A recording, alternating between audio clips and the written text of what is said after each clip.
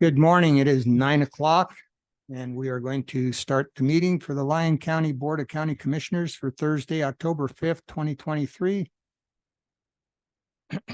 The agenda today, action will be taken on all items unless otherwise noted. No action will be taken on any item until it is properly agendized. To avoid meeting disruptions, please place cell phones and beepers in the silent mode or turn them off during the meeting. The board reserves the right to take items in a different order to accomplish business in the most efficient manner. Items may be combined for consideration. Items may be pulled or removed from the agenda at any time. Restrictions on comments by the general public. Any such restriction must be reasonable and may restrict the time, place, and manner of the comments, but may not restrict comments based upon viewpoint. Board of County Commissioners convening as other boards. Members of the Board of County Commissioners also serve as the Liquor Board, Central Lyon Vector Control District Board, Mason Valley Mosquito Abatement District Board, Walker River Weed Control District Board, Willow Creek General Improvement District Board, the Silver Springs General Improvement District Board, and during this meeting may convene as any of those boards as indicated on this or a separately posted agenda. And this meeting may also break between 11:30 and 1:30 for lunch. Roll call today, we have all commissioners in chambers. And I don't see Mr. Sam Whistler. So we will catch item 2 when he gets here. Item 3, Pledge of Allegiance. If we'll all stand for the pledge, please. And Mr. Henderson. Thank you. Please join me. I pledge allegiance to the flag of the United States of America and to the republic for which it stands, one nation, under God, indivisible, with liberty and justice for all. Commissioner.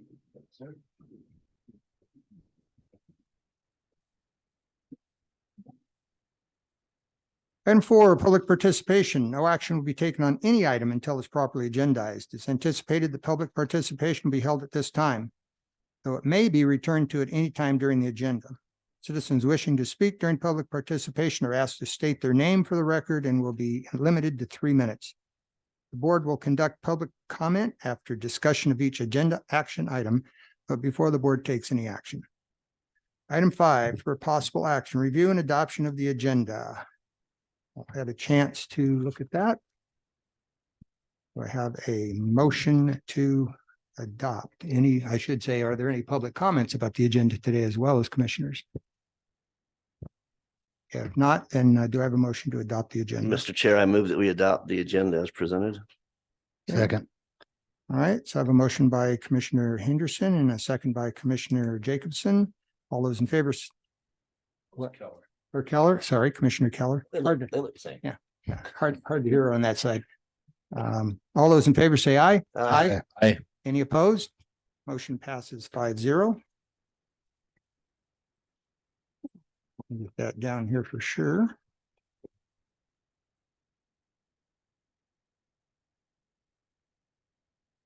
And we are going to move to item 7A for presentation only. Present awards of appreciation to individuals and organizations for their exemplary service to prevent major flooding on the Walker River during the spring thaw 2023 floods. And Ms. Taylor, Emergency Manager.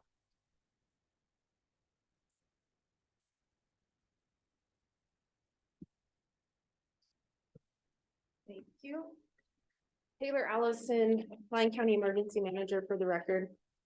It is my absolute honor to recognize some of the individuals and entities that went above and beyond to act during our historic flooding that we experienced, in particular on the Walker Basin here in Lyon County. So how this will work, we're going to run through all the agencies that will be recognized. And at the end, I'd love to have anyone that's here come up and take a picture with the commissioners. So starting with work. Not working. Okay. Perry and Sons Farms. So we have 2 agencies that we are specifically recognizing for their exemplary service during the flooding. First one is Perry and Sons Farms. Perry's demonstrated exemplary service and dedication to prevent major flooding along the Walker River into the communities of Yerington and Mason Valley during the spring thaw 2023 flood event. Beginning Friday, May 19th of this year, Lyon County was alerted of vulnerable areas along the east bank of the Walker River. It was in discussions with the Walker River Irrigation District, Perry and Sons Farms, and private property owners to build up low-lying areas, as well as the city of Yerington, that were threatened. On Saturday, thank you to the commissioners for holding an emergency meeting, allowing the county along with Perry's to act in delivering heavy equipment, labor, and rock material to build up low-lying areas, levees, and dikes, beginning between Bridge Street and Goldfield. Had David Perry and the team at Perry and Sons not generously donated labor, heavy equipment, and materials, residents and businesses in the city of Yerington would have experienced flooding as early as Monday, May 21st, that would have inundated the community for several weeks. Perry's also jumped in to offer heavy equipment operators anytime necessary to pull large debris and trees from the bridges and the weir. A special thank you is to Matt Galvin Senior, who's with us today on behalf of Perry's.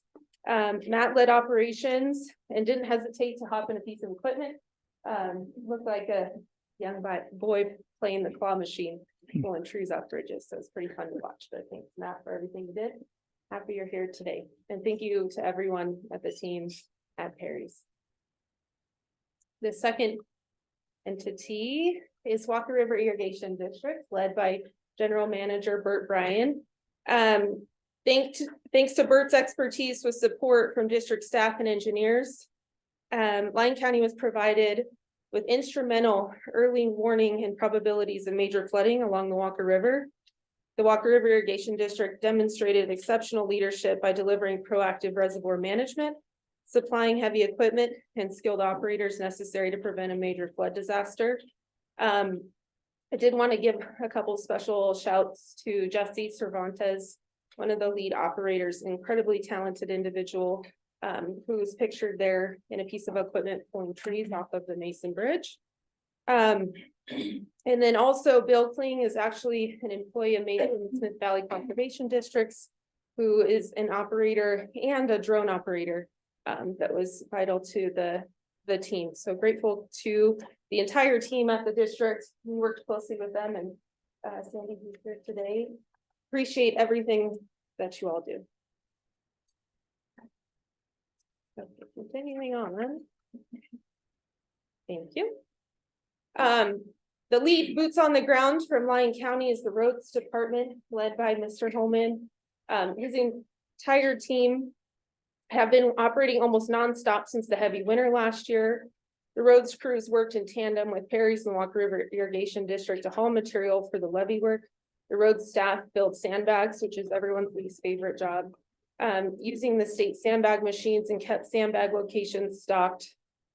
Road staff have been repairing and blading roads to allow for emergency access truly ever since, as recovery is ongoing. Road staff are everywhere, monitoring flooding and road damages, including out on the East Walker and Grove Road. So thank you to any of the road staff that are with us today. Incredible work. Moving on to the city of Yerington. Thank you to the city, and specifically Jay Flackus and the public works staff for their exemplary efforts during the spring thaw floods. Thanks to Jay's drone operating abilities, we were able to have regular surveillance of flood inundation. City of Yerington staff also were on the front lines of securing critical infrastructure in the city of Yerington, for example, installing emergency pumps to allow pumping additional effluent water from the wastewater treatment ponds to cinnamon ponds, based on the amount of inundation that we were seeing in the city of Yerington. Staff supported the Mason Bridge efforts. There's a picture there of roads crews from Lyon County, City of Yerington Public Works staff, Irrigation District staff, and NDOT Perry staff were also on the front lines there at the Mason Bridge. Dennis from the City of Yerington also was always available to help Lyon County and the Irrigation District identify critical water sewer utility lines during the flood response. The Utilities Department, led by Director David Burketta, came down from Dayton to support the City of Yerington protect the city's water and wastewater infrastructure. Staff deployed clean and sealed manholes. Utility staff also consulted with the city of Yerington to provide recommendations to secure lift stations and sewer hookups in RV parks from inflow and inundation. So thank you to all the utility staff. I believe some of them are joining us on the Zoom from the Lyon County Human Services, led by Director Shayla Holmes, responded to the spring thaw floods by working alongside Sheriff's Search and Rescue and Sheriff's Office staff to go door to door to residents along the river in Yerington and Mason Valley to gather initial intake information and provide and gather information and potential evacuation needs, including emergency shelter and pet needs. Human Services staff provided case management, including securing hotels for individuals displaced in Mason. And Human Services staff also provided education on behavioral health services during crisis. Thank you very much, all of you at Human Services. Community development, specifically Louis Carriola, Director, and Sean Keating, supported the flood response by providing building inspections and communicated with residents in Mason displaced by floodwaters. Mr. Carriola and Mr. Keating scheduled inspections and ensured septic systems were operating safely to allow residents to return to their homes in a timely manner. And of course, Lyon County Sheriff's Office, specifically Commander Powell, for supporting Lyon County emergency management during the spring thaw floods. Jail staff supervised inmates fill sandbags that were deployed for residences and critical infrastructure. Sheriff's Office staff also supported by communicating with residents about the potential for evacuation. And then, as mentioned, search and rescue played a critical role. Facility staff, Doug Homestead and his team also filled and placed sandbags. They picked up the pallets from the jail and delivered them to areas high risk of flooding on the west bank of the Walker River in the city of Yerington. Thank you, facility staff. And going to some of our partners, the Nevada Division of Emergency Management and Homeland Security. They are who we go to when we run out of resources. So a big thank you goes to our liaison, Sherry Grennan with DEM. She was boots on the ground with us for most of the response. She was making phone calls and requests to schedule meetings with Army Corps of Engineers, other state agencies, wasn't afraid to roll up her sleeves and go to work. I wish she could be here with us today. They had a conflict, but Sherry's an incredible partner. Where some of her partners were afraid to get out of the truck because of the mosquitoes, she threw on the mosquito spray and went to work. So I just want to give her a little shout and we appreciate the hard work there. And lastly, a couple additional thank yous to partner agencies. Tony Gutierrez, supervisor for this region, NDOT partner. We worked closely with him in closing roads, making critical decisions on Mason Road and what would be best and impact residents. Isaac Metcalf with the Department of Wildlife, he was actively trying to create access for the residents, the wildlife management area, and then helped with efforts on Sierra Way when we were clearing culverts and digging out ditches. So thank you, Isaac, for that support. The staff at the Fort Churchill Power Plant at times we're waiting in water to access certain areas of the plant and make sure our power stayed on. So we appreciate them, their hard work. The Nevada Automotive Test Center at Hodges, they supplied access to high clearance vehicles when needed. Team Rubicon volunteers came out and filled sandbags, and then as well as the AmeriCorps volunteers from the Walker Basin Conservancy. So that concludes the presentation. I'd love if your name was on the slides or if you are part of one of those agencies, if you could please come up. We can take some pictures. I have awards for on behalf of Lyon County for the Walker River Irrigation District for Perry and Sons Farms, and then each individual that played a critical role in this performance. Come on up, don't be shy. While they're coming up, commissioners, any comments? And I guess we're gonna be over.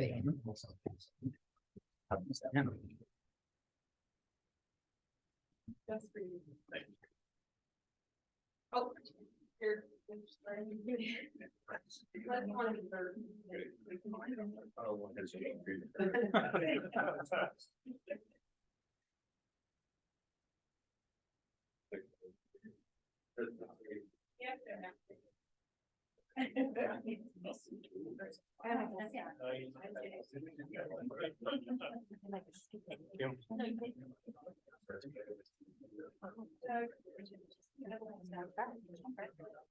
you.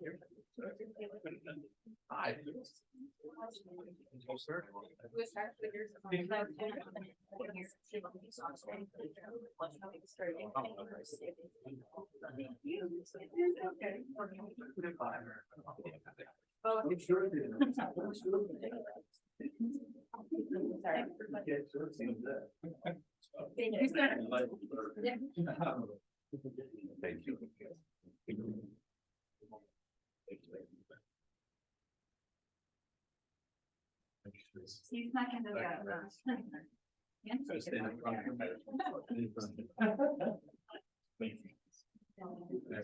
You gotta get in, you gotta get in the middle. You're the coordinator.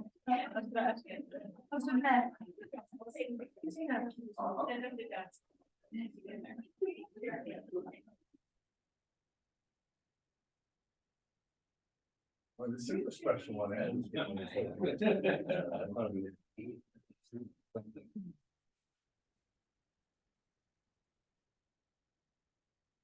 All of them, yeah.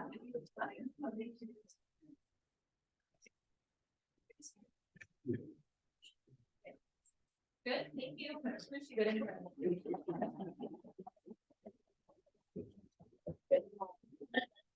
Hey, one hand. Laughing is really hard to figure it out, isn't it?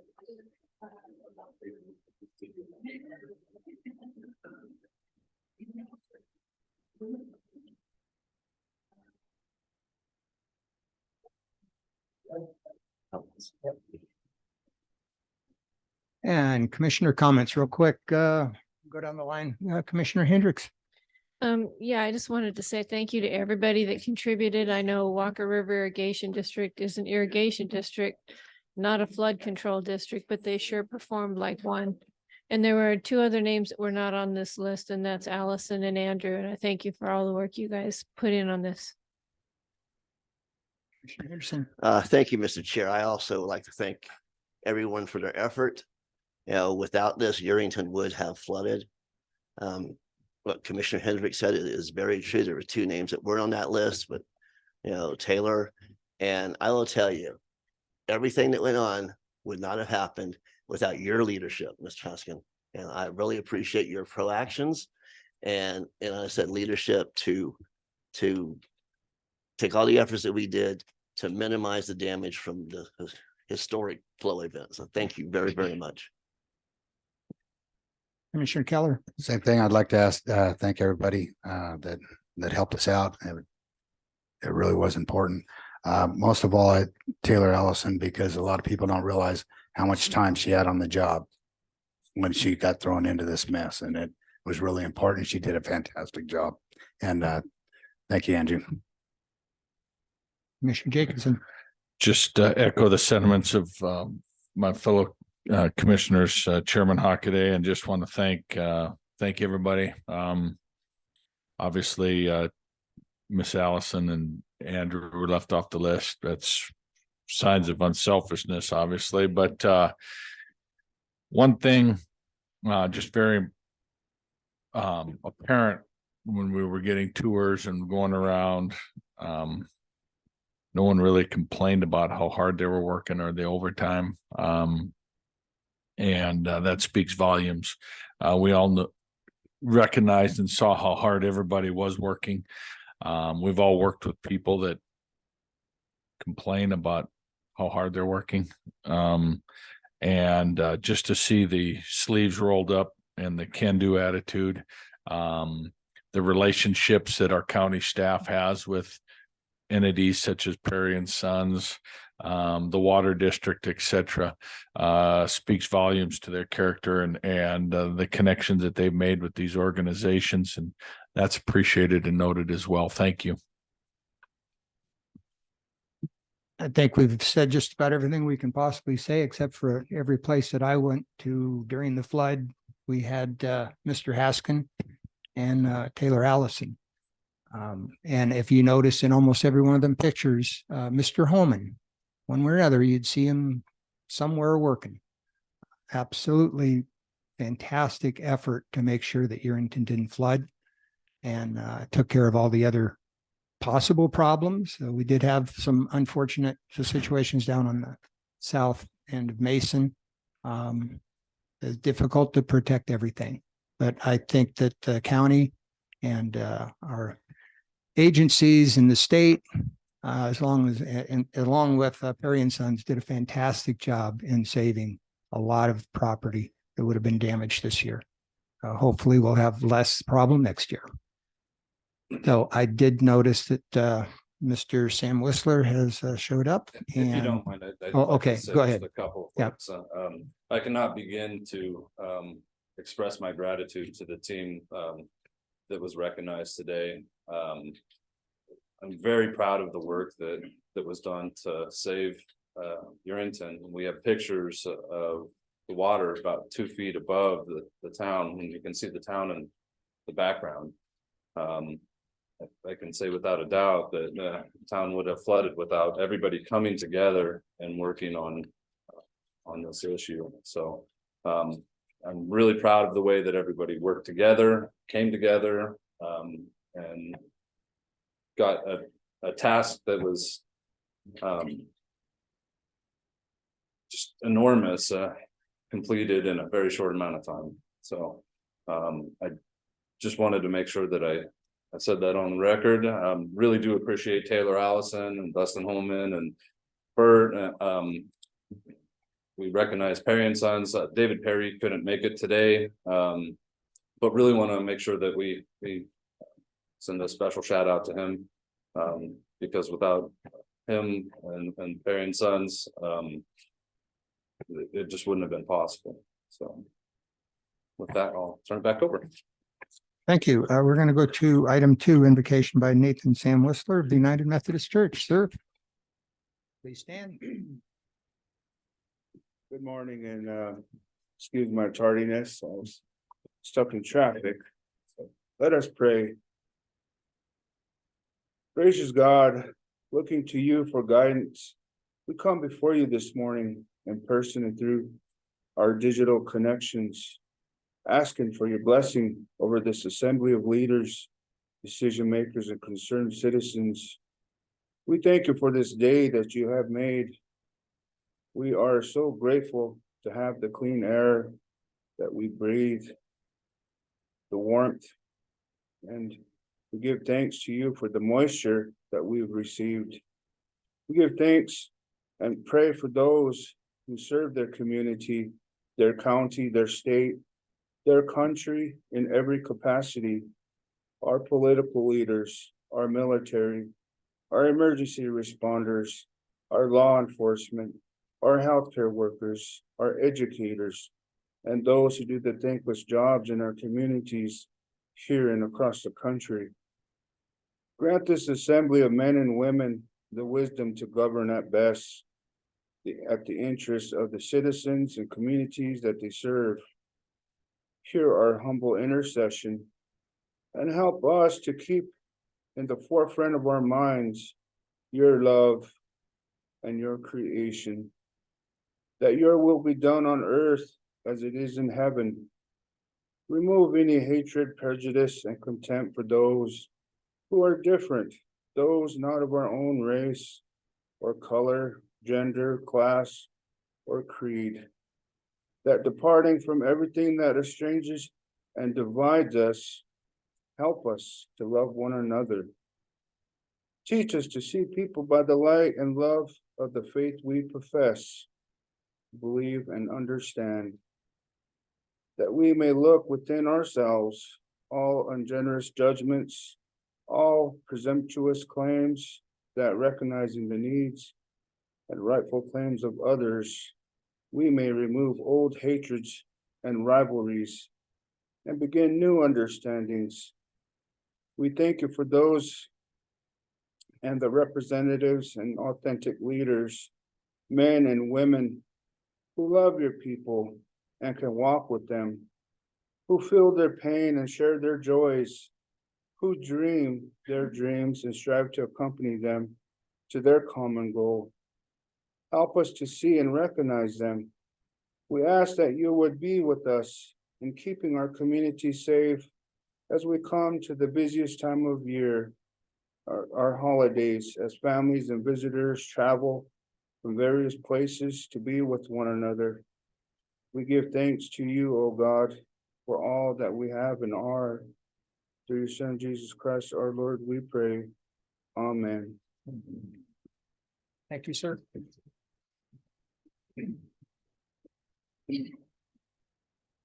We have a time certain at 9:15 for presentation only. Presentation and update from the Porter Group on federal lobbying efforts. We have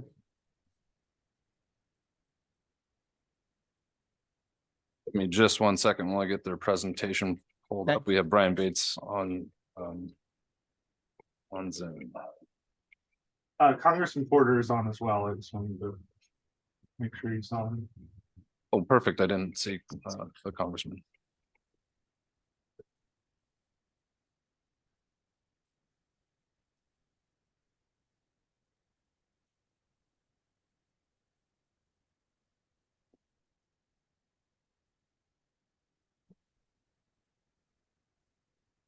Oh, there we go. Hello. Good morning, everyone. Thank you for this opportunity to join you this morning. I do think, and I want to thank the minister for his words this morning. We need that strength now more than ever. So I appreciate, I'm not sure if he's still with us there today, but I think it was well said and would like to get a copy of that if I could. So I guess I should ask, can you hear me okay? Everything okay communication wise? yes, you're Great. very clear. Thank you. And again, it's truly an honor to be part of the family. And we're taking nominations now for Speaker of the House. So if there's anyone there today that would like to be the Speaker of the House of Representatives, now's a good time. We'll take your verbal requests and we'll pass them on to the Capitol today. I nominate John Porter. Thank you. Yes, I thought you were my friend. And I say that, with a smile, but I also say that very sincerely, as you can tell by the media, and up to the minute, how things are changing here rapidly. And I've had the honor of serving with many speakers in that capacity, or capacity of speaker, members of Congress. And I certainly admire, I don't always agree with any of them, but it is a tough job. And we know that this too will come to a conclusion here. But I'm expecting these things, whether it's impeachments or recalls, to continue into this process, which is not a good thing, but it is an important reflection of your involvement as a county and as individual members, that it is a ongoing process to continue creating and keeping relationships in the political process. And the change in this speakership, and by the way, if my opinion mattered, I would have suggested they had taken care of that at the same time, but that's here nor there. But it's a reflection and a reminder as we look forward in the end of 23 into 24 into 25, that consistent engagement with Congress and the Senate, consistent engagement with not only members of the Nevada delegation, but other members across the country, because our delegation is from a small state, although mighty, and I marvel day to day on the leadership and the things that they're doing on our behalf, but how temporary things can be. So I know that you've taken this position and have allowed us to be a part of your family. But our responsibility is to make sure that your message is heard day in, day out, over and over again. And with changes happening so fast, we are on the hill most every day in some shape or form. Now, bless Carson City. Thank you. I've spent a lot of time there. But we're fortunate that when elected bodies aren't in all the time, like a legislature, the thing with Congress is they're here in some shape or form most every day, every hour, and engaged in policy, not only for the world, but certainly what's impacting Lyon County. So what am I telling you? It's critical that you maintain, 5 or 6 really contact points a year with each member of the Nevada delegation. Now, what does that mean? That doesn't mean you have to sit in their office 6 times a year, because believe me, you would probably be, asked to come back another time because they're pretty busy. But that means that in some shape or form, whether it's a photo, whether it's an invite to a reception, invite to a ribbon cutting, or a visit to the Nevada delegation's offices there in Northern Nevada, or even in Southern Nevada, will certainly continue solidifying relationships, because there is not a day that goes by. As I mentioned, Congress is not in session in some shape or form. And I'm proud of our team, and there's 13 of us, and we all are engaged with your projects. We sit down every day, we walk through priorities, we walk through where we are, and we make sure that our whole team is engaging. But Brian is doing an amazing job, and Brian's going to get more into the details. But we're looking forward to into this message of consistently being involved and actually reminding them who we are, who you are as a county and your citizens. We're looking forward to seeing you here soon. I understand that Rachel is working with you on some potential dates. And again, it's important when your time permits that you be here as much as possible. Yes, district staff is important. You really need to get to know them, and when you can, invite them, to your offices or to different things that are happening. But having your as leadership, having communications as much as possible. And the last thing I want to say, but should have said first, kudos. Andrew's doing an amazing job. It's a real pleasure to work with Andrew and his leadership, and able to let us know the priorities, where they are, where they stand, and speaks on behalf of you. And he's doing a great job. So with that, I'm going to ask Brian to give us some more policy updates, but I'm happy to answer any questions if you would like, Mr. Chairman, or turn it over to Brian. Any questions? Not yet. Nope. No, sir. No questions for you. Thank you. And I'm going to have to go over to the Capitol right now, so I'm going to be with you a few moments. But if I leave, it's not because Wes giving me a hard time. Okay. Thank you. Thank you. So if we could actually start on slide 4. So last time that we met in, I guess it was May, we had just gotten in about $20 or so million worth of requests to the various committees. After they went through and looked at all the requests from all the different members, Lyon County ended up with about 4.78 million worth of CPFs for 2 projects.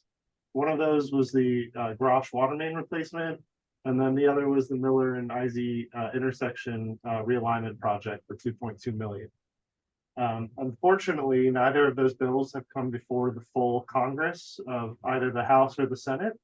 We're looking at the House Interior, Environment, and Related Agencies Appropriation Bill, and then also the Senate Transportation, Housing, and Urban Development.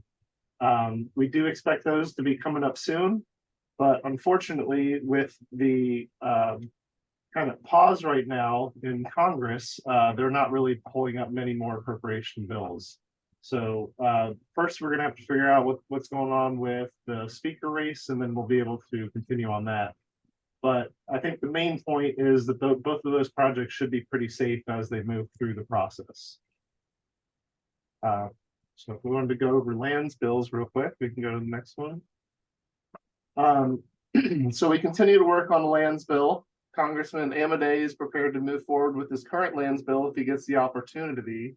And he has relayed that there is still time to provide him with Lyon County's bill, and even if his bill moves through committee, there's still time on the floor to add it as an amendment as well. So we've already been working with their office, and they're willing to do that. The senators have been notified that Lyon County has begun work through their public process, and they're ready to have the lands bill presented for their consideration as well. It's my understanding that Andrew's been really hitting the ground running on it and been meeting with a lot of different groups. So hopefully we'll be getting an update on that soon. And then just with everything else, with the speaker issues and spending bills and everything, it's going to be a tight squeeze to try to get it in this year. We'll see what ends up happening with it, but the more and more of these other kind of wrenches keep getting thrown into Congress, it kind of pushes back some of the things like land bills and stuff like that, unfortunately.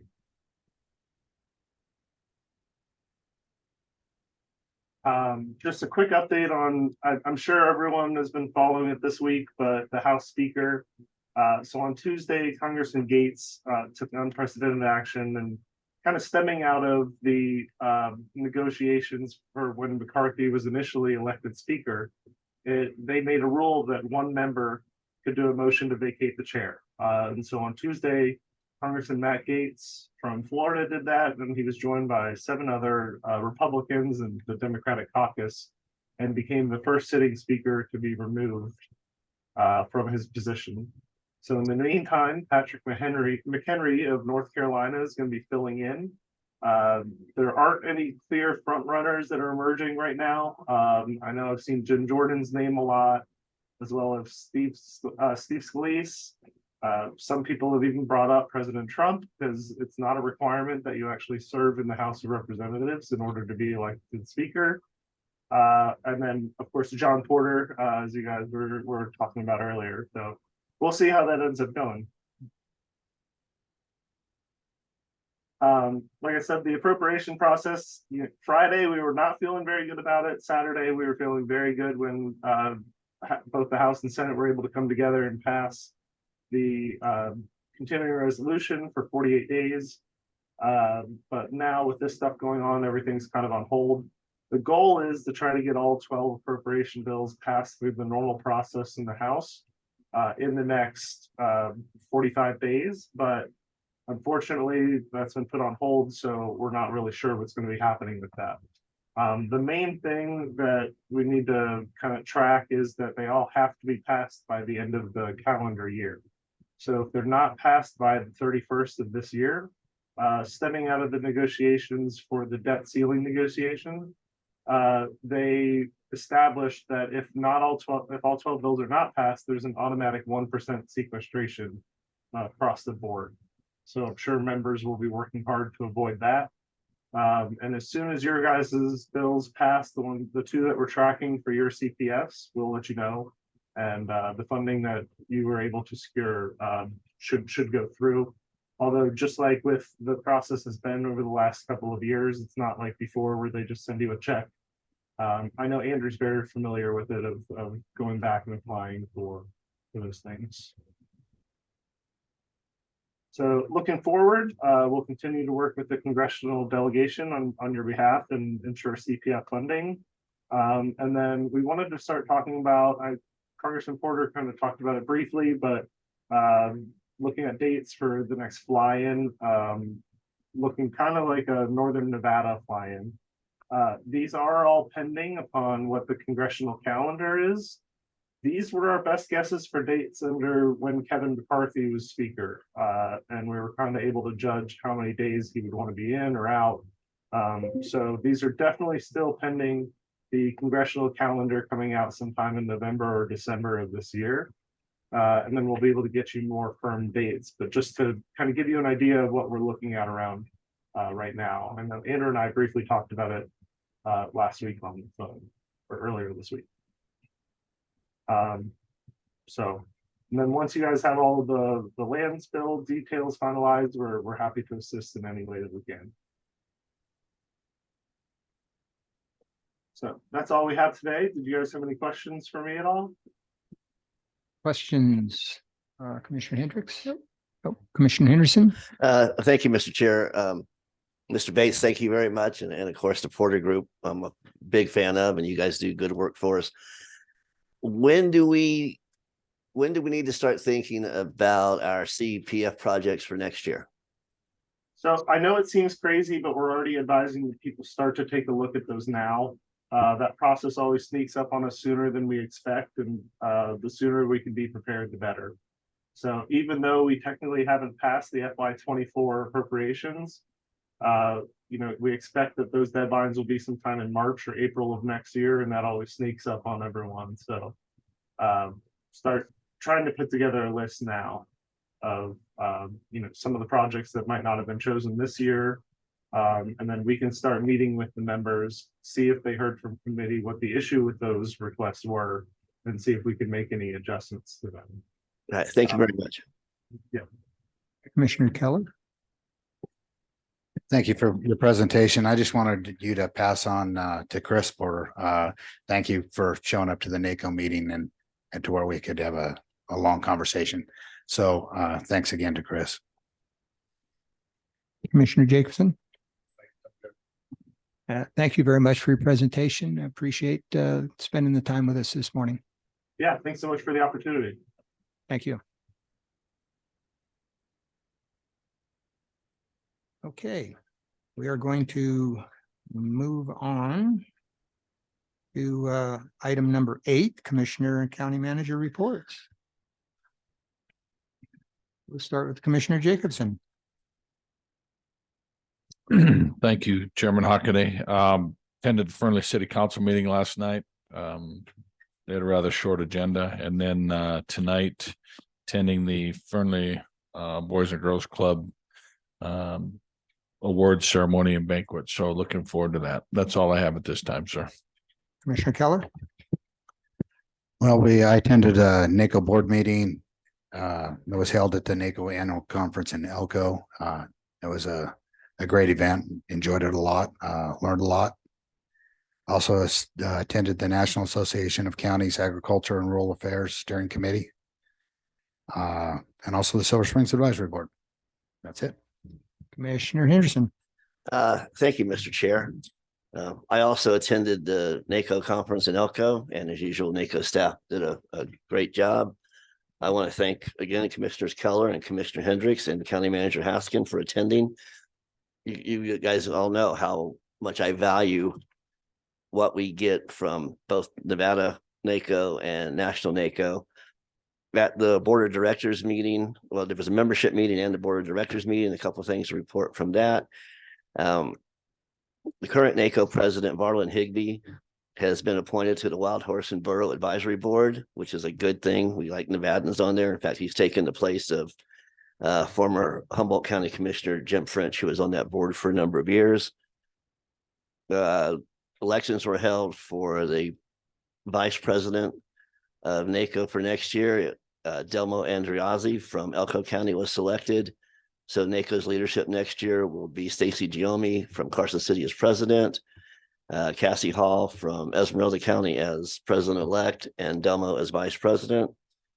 And then one public lands thing that I want to put on our radar, and we'll probably be asking for an agenda item in the future. There's a proposed transfer in Elko County of the Wine Cup Ranch, which is a huge ranch up there. And they are proposing to trade 1 acre of private land for 3 acres of public land. And there's some concerns on it. So when we get more information, I know that NACO's on this, and the Public Lands and Natural Resources Committee especially. Also attended the Mount House Advisory Board the other night. And the Dayton Regional Advisory Board last night. Wanted to thank Andrew again for showing up at both those, making presentations regarding our proposed land spill. And of course, Mountain House wants their community center built yesterday, but Andrew did a good job of explaining to them the process that we have to go to. And that's all, Mr. Chair. Thank you very much. Thank you. Commissioner Hendricks. I too attended the NACO conference in Elko, and there was so much good information there. And I also attended the Silver Springs Advisory Board and the Dayton Advisory Board. And so I got to see Andrew's presentation twice, and he did a really good job on that. Also attended the Comstock Historical District meeting in Virginia City. Thank you. I missed the NACO conference. I had a chance to visit with my surgeon that day. I did meet with the Smith Valley Advisory Board last night. Had a good meeting on a few of the different issues coming up. Also last Friday, I want to thank Aaron for coming over to Smith Valley to kind of give an update on our progress on getting Zoom in our meeting room over there. She did good training along with County Manager Haskin. Gave them all an opportunity to discuss their needs and let them know what's required when they start conducting Zoom meetings in that location. And also we discussed a few things that day about the actual agenda items required for Zoom meetings and who has to be taking care of those items as we have meetings. Plus the reliability of our Wi-Fi out there is something that IT is going to probably have to look into, since we have about 50% reliability and we can't afford to cancel a lot of meetings if the Zoom doesn't work properly. So that's about all. We have the County Manager, Haskin, whatever you'd like to say, sir. Andrew Haskin, Lyon County Manager for the record. I've been extremely busy the last couple of weeks. Obviously I was at the NACO conference in Elko. It's always really great to talk to other county managers and elected officials from other counties. It's really good to hear how they've tackled problems that maybe we're having, or collaborate with them on stuff that we've already addressed that maybe they're having a challenge with. And so that networking is really, really helpful. I have attended the Silver Springs Advisory Board meeting, the Mountain House Advisory Board meeting, and the Dayton Advisory Board meeting this week, all discussing land spills issues. So we're working through that. Actually, Mr. Periola attended Stagecoach for me last night. I appreciate that. I got double booked. So I still have one more to do, and that's the Silver City Advisory Board. They meet the third week of the month. So I'll be working on that. Just working on a number of other issues. Any questions? Questions, commissioners? Commissioner Jacobson? Nope. Okay.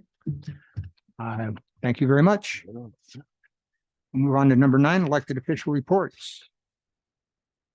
Have any? No, don't see the sheriff jumping up. So don't see the district attorney jumping up, but I do see Stacy. You're stepping up. I just kind of wanted to stop in today. I added some late backup to your guys' package just to kind of let you know what research I've been doing, not really to discuss today. If there's anything in there you're interested in or want more information on, maybe you can request it as an agenda item or something. But basically, I wanted to get out the information that I'm hearing your concerns, I'm researching it, I'm listening, and I want to share that information with you so you know where I can go and where my hands are tied and things like that. So this is kind of like my first office report since I took office, and I'm still feeling super blessed to be here. And I'm just honored to work with the staff we have here and the team. And I attended my first conference with Josh at the Chief Financial Officers Association, and it was a great experience. So I first of all wanted to introduce you to my staff. Unlike myself, I have a lot of new faces down there where I just think they're doing an amazing job. Our veteran has 2 years.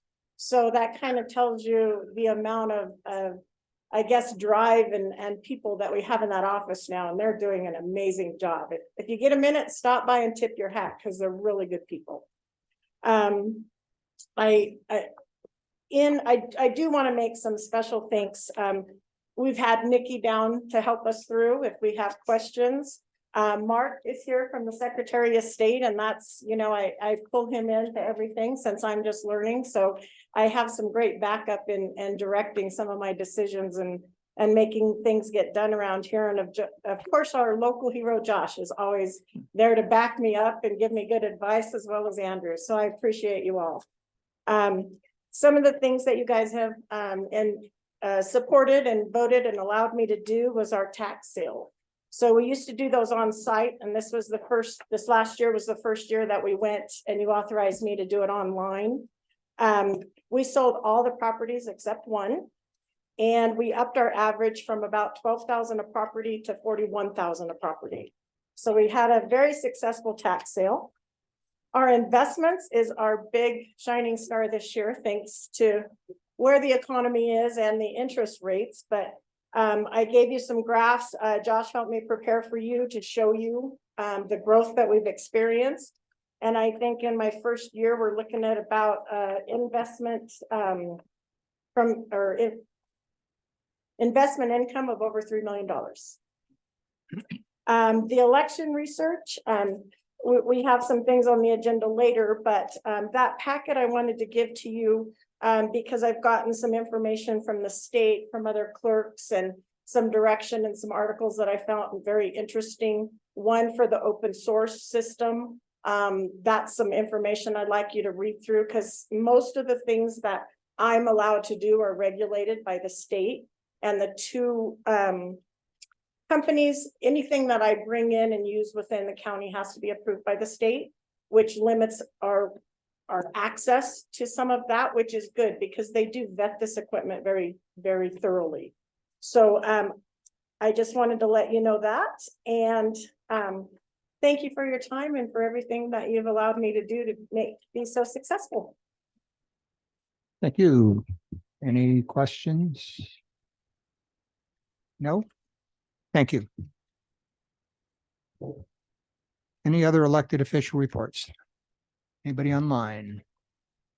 If not, we're going to move on to appointed official reports.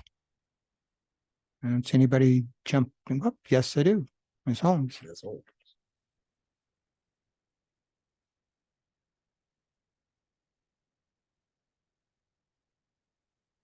Good morning, Shayla Holmes, Human Services Director for the record. I don't have too much to share, but I did want to bring to everybody's attention the Dine with the Living Dead event happening through the Yerington Senior Center as a fundraiser for our senior services out here in Yerington.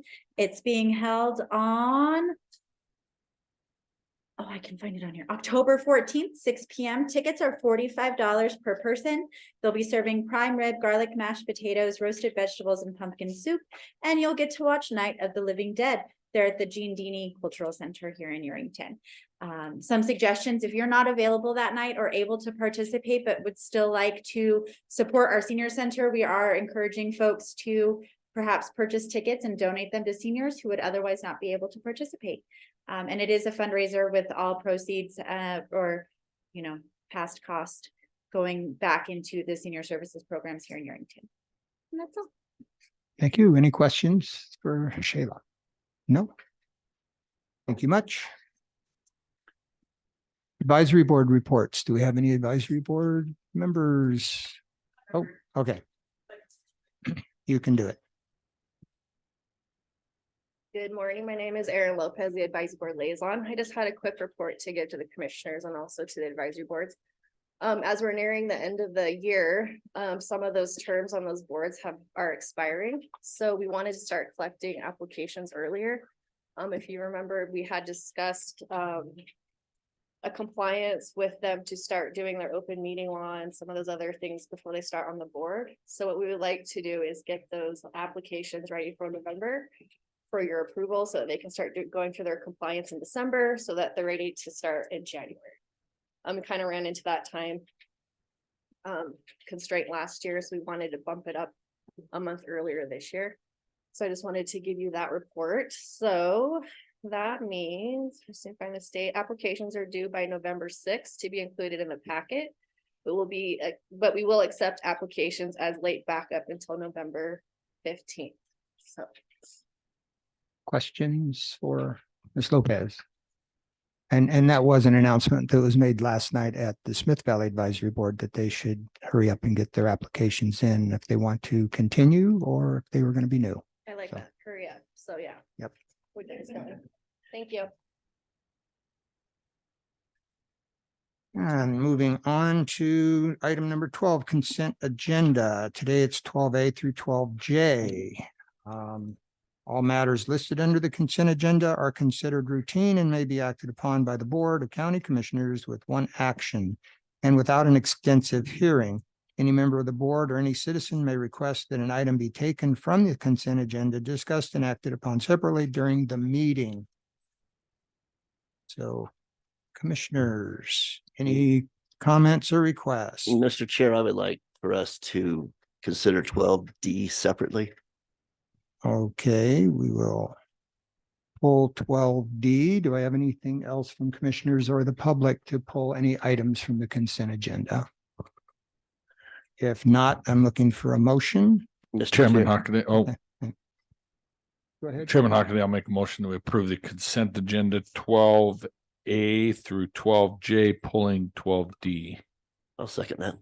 Okay, so I have a motion by Commissioner Jacobson, a second by Commissioner Henderson. All those in favor say aye. Aye. Aye. Any opposed?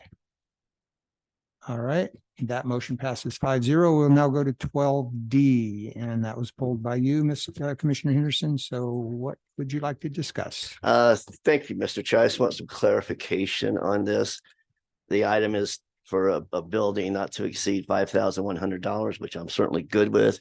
However, the quote has the building price at $4,768 and then sales tax. We don't pay sales tax. Mhm. So the price should be the $4,768, not the $5,100. And we have Mr. Homestead coming up to explain the difference. Doug Homestead, Facility Director for the record. That's what the Trents bill came to me as. Is they wanted maximum of 5,100. We won't pay a sales tax on the building. So, so it will be like 4,100, but that's what the Trents bill they sent to me. So I just copied their motion was this getting up to $5,100. Right. I just wanted to make sure, that's clear on the record that we're not paying sales tax on this. Foley will not let me pay sales tax. Okay. Thank you. In that case, Mr. Chair, you might want to do public comment. Any public comment on 12D? Any other commissioner comment on 12D? If not, then I'll look for a motion on 12D. Mr. Chair, I move that we approve the purchase of a portable shed building not to exceed $5,100 from out west buildings out of park construction tax funds for use at the Smith Valley Dressler Park. Second. All those in favor? Aye. Any opposed? Okay, so 12D passes 5-0.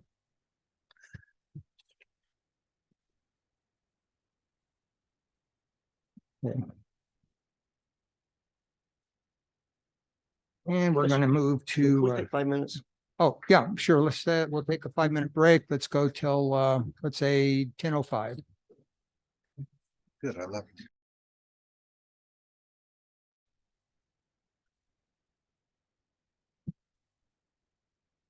And I see Mr. Pedersen here. I was going to make a move to the agenda to go to 16A,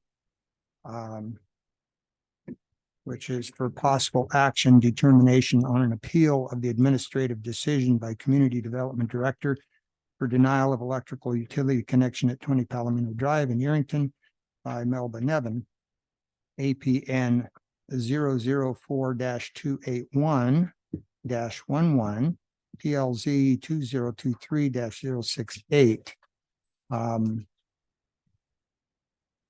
So if we go to item 16A and grab your paperwork, we will continue with that item. I also have late backup on that. Oh. So, yep. All right, Mr. Carriola. Thank you, Mr. Chair. Good morning, Commissioners. Louis Carriola, Community Development Director. got a presentation and looks like Mr. Peterson will be following me. Okay. I think we're ready. So to begin, just a little background on the property. 20 Palomino Drive is located just a little bit south of here, Urington proper, and southwest of the golf course. The subject site is owned by Chaz and Melba Nevin, and development on the site consists of single-family residential, along with some outbuildings, porch, and notably manufactured home from 1969. Just an aerial view of the subject parcel. You can see in a subdivided residential neighborhood adjacent to some vacant land. So this is quite notable in the slide deck here, just a timeline. June 21, 2022, this property was red tagged by the building department, noted as being unsafe due to a fire. The fire occurred in a permitted addition to that 1969 manufactured home, a construction of single-family residential around the property, around the manufactured home. And that's where the fire occurred. June 21, 2022 also is the date when, as might be expected, the power was turned off for health and safety issues, direction of the fire department. May 30, 2023, the property owner's representative made a request for an inspection of the property in order to potentially turn the power back on.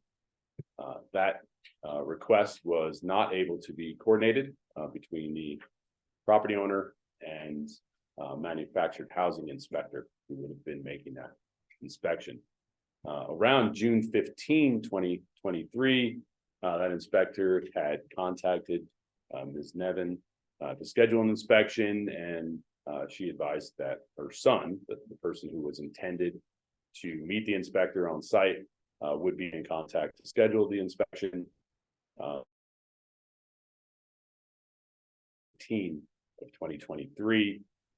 At that point, or subsequent to that, on July 24, 2023, the request to turn the power on, coming through community development and then my office as director, that request was denied, and the subsequent slides will demonstrate the reason for that. Would you be able to move back? Sorry. Oh, that's helpful.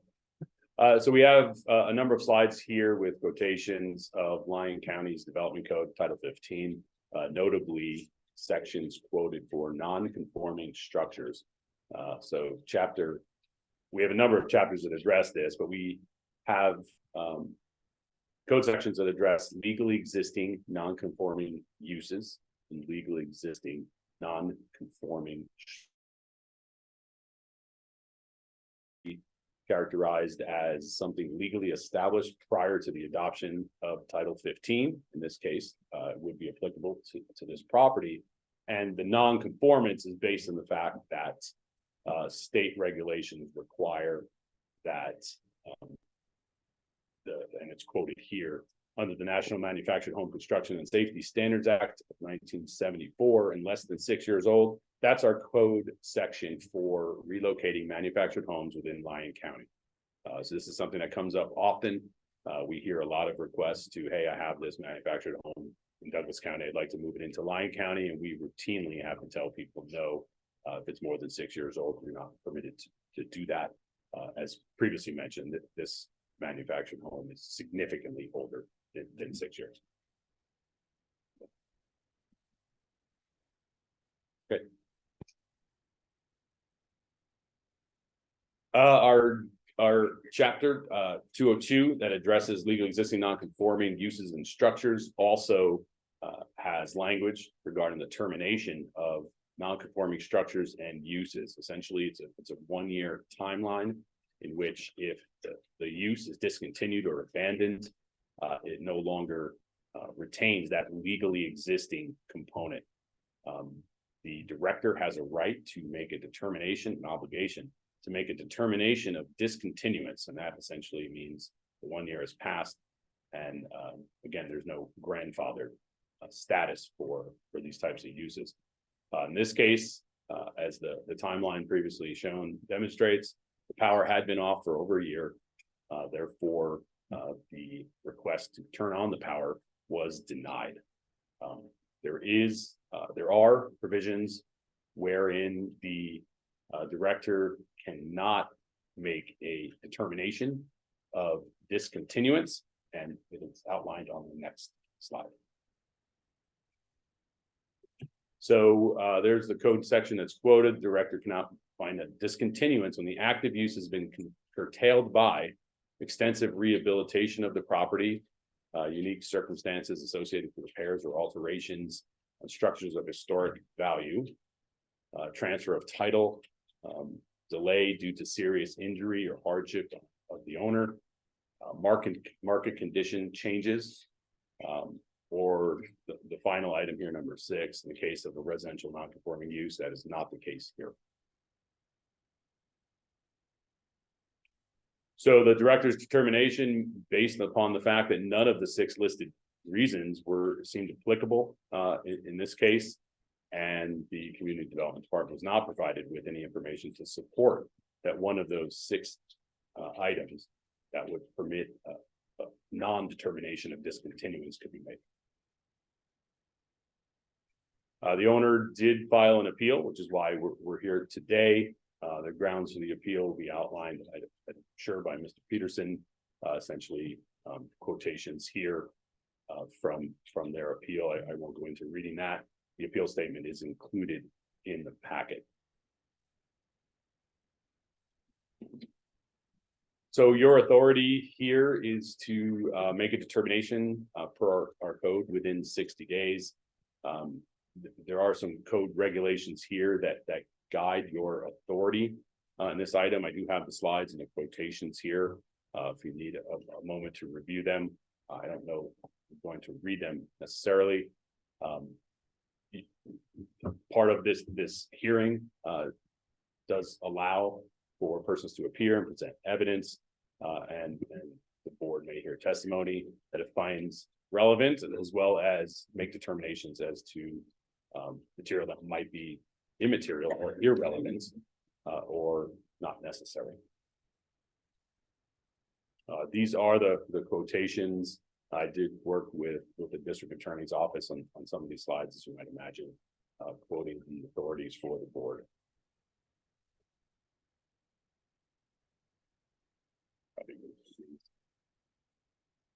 The purpose of Title 15 is quoted here. I'm sure you're familiar. And then regarding the actual options that they are quoted here, the board may affirm, reverse, or modify any of the items in the appeal.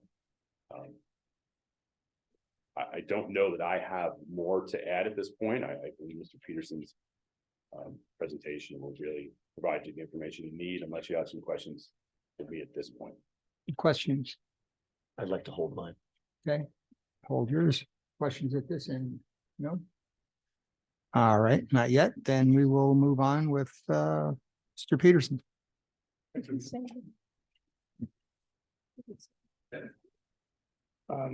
who don't know me, I'm Wayne Peterson. I'm an attorney here in Yerington.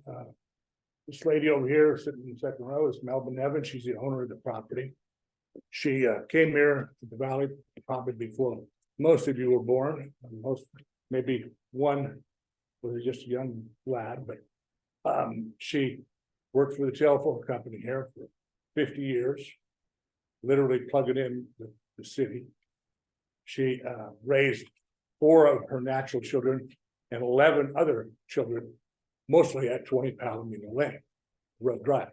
She, the reason I know that is because I'm one of those children.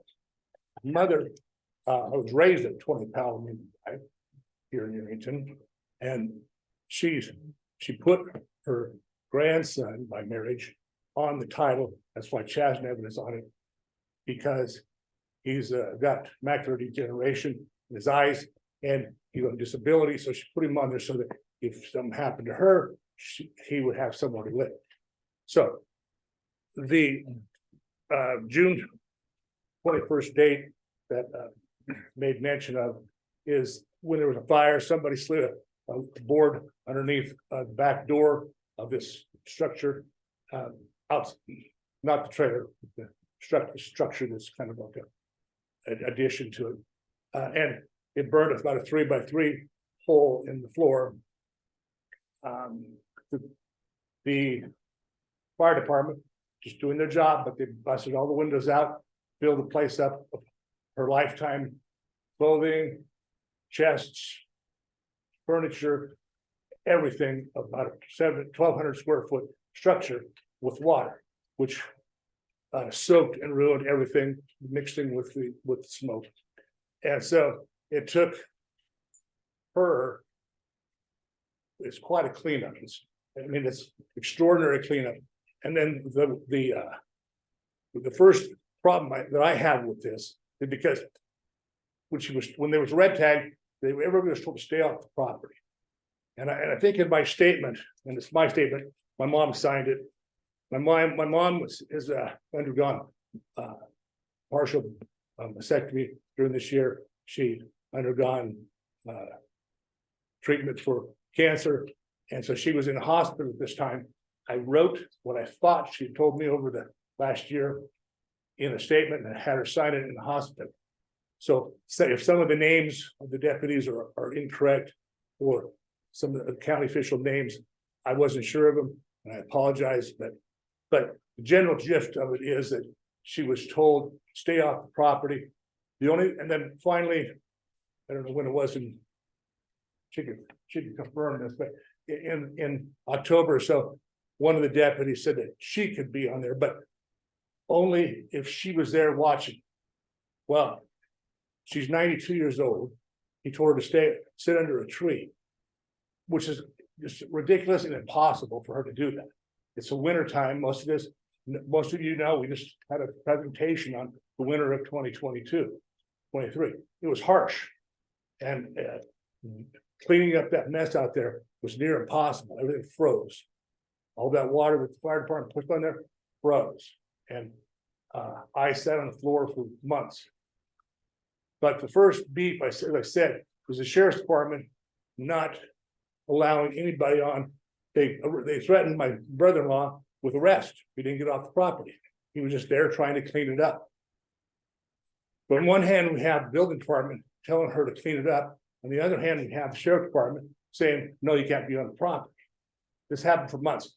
I finally got involved. I don't like to get involved with family matters, but finally got involved in November of 2022 because they came to me with these threats of arrest.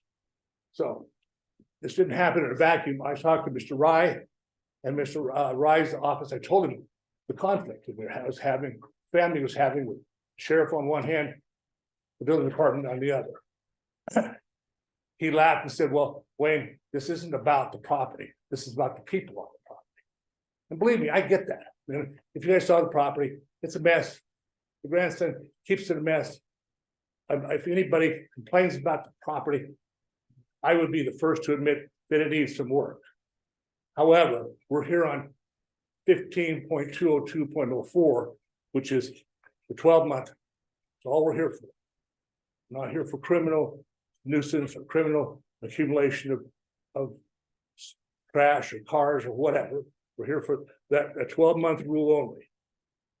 So in November, I told Mr. Rye about that. I didn't hear of any phone calls. My brother spoke to Mr. Haskin on several occasions, my older brother, about the problems that we're having out there. And I don't think anybody cared because it was just an old piece of property out there. And my mother doesn't live there. She moved into town for good reasons. And then finally the thaw came and we got everything out of there and cleaned up. And the county still didn't tell us that we had to go through manufactured housing. We did that on our own. And the manufactured housing inspector, Mr. Pipkin, Cleveland Pipkin, is the only inspector for manufactured housing from Tonopah to the Idaho border, the only one. I called him on May 30th to do the final inspection so he could hang a tag on it to do the electricity. And I told him the urgency of the matter. He said he never heard of the rule of 12 months. He travels the state. Don't worry about it. He will tell the county that it's his fault. Okay, so June 1st didn't happen. He was on vacation, I guess. I took a load of furniture down to my daughter in Galveston. That was on the 15th. I guess he called on the 15th and wanted to make a scheduled appointment. I wasn't coming back till June, right after 4th of July I spent in Galveston. My mother doesn't have much money. And there is no electricians in this town. So the one thing that was remaining on that to get that tag from manufactured housing was a megameter test, which is electricity test. I, from my old days as a contractor, knew how to do that. Had a megameter test. I tested it as soon as I got back. And we got the tag and we tried to get a permit. Everything's done on the manufactured home. It's all ready to go. We were a few days late on getting that to 3 weeks and some days. And what irks me, I guess, is that it's the frustration of this sheriff's office up front, telling everybody that they had to get off the property. And then the Department of Manufactured Housing on this end that says it's okay. I'll schedule it and it'll be all right. I'll explain it. None of that happened. And all it did was take months, at least 3, off the ability of Miss Nevin to fix that problem. And I can say that today, driving by it, it looks much better.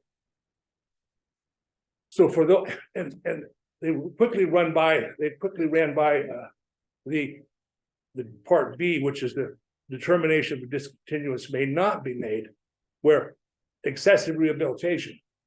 I argue that point because it was excessive. That whole 1,200 square feet of furniture, clothes, household items, everything had to be removed from that place because it was all damaged by either water or fire.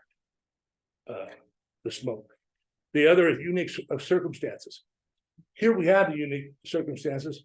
The Sheriff's Department on one end and the Department of Manufactured Housing on the other end.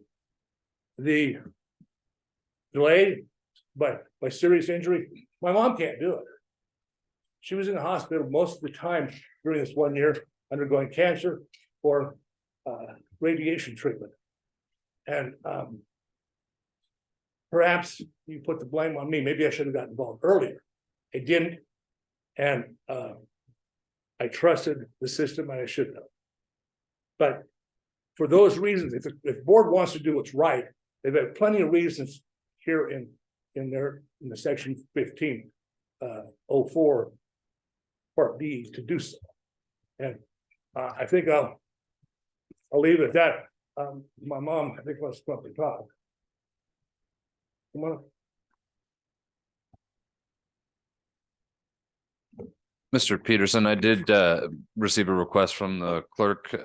They wanted to know for the record if you were representing as an attorney or a family member. No, I'm representing just as son. I'm Melvin Evan. First off, I was not aware that I had a time frame to get this done. And secondly, I thought that I had to have the manufactured home inspector clear it for me. And he did. He gave me a temporary permit to have the power turned on. And so that day I went down to get the permit, but they refused me. So I'm hoping I can get it back on.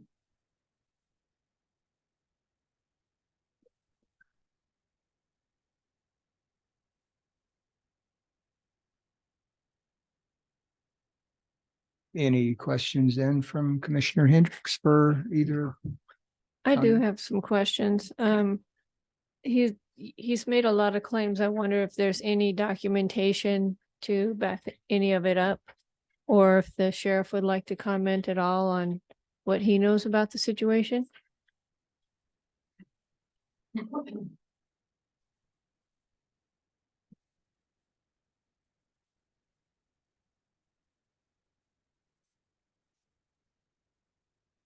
Good morning, Sheriff Brad Pope for the record. I could tell you, my history with 20 Palomino started in 2005.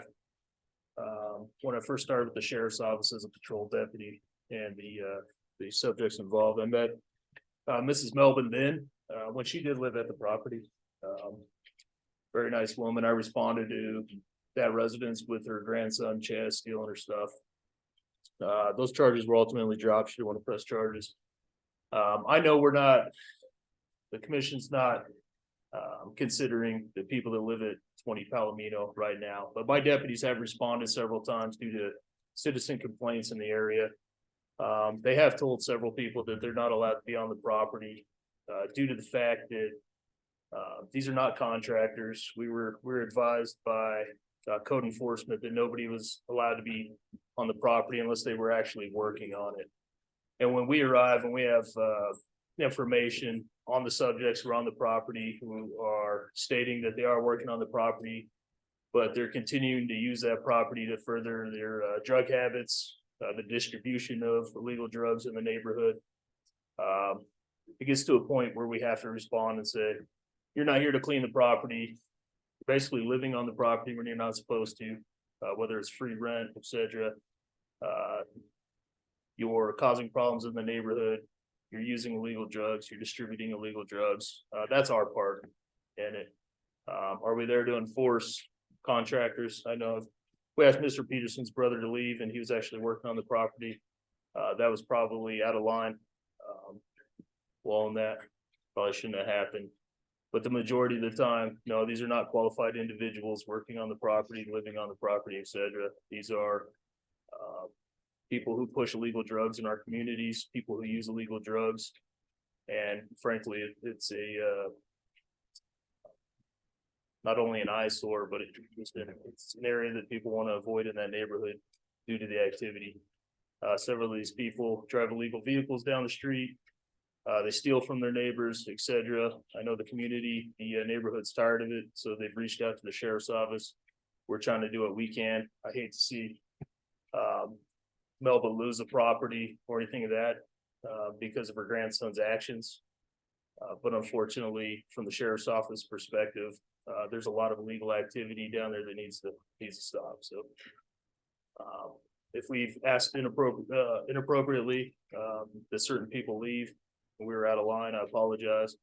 But I believe for the most part, we're following code enforcement rules and we'll continue to do so.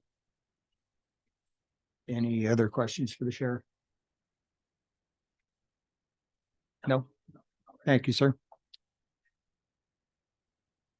Is that all, Commissioner Hendricks? Yeah, I'd like to know, are there any pictures of this property? Oh.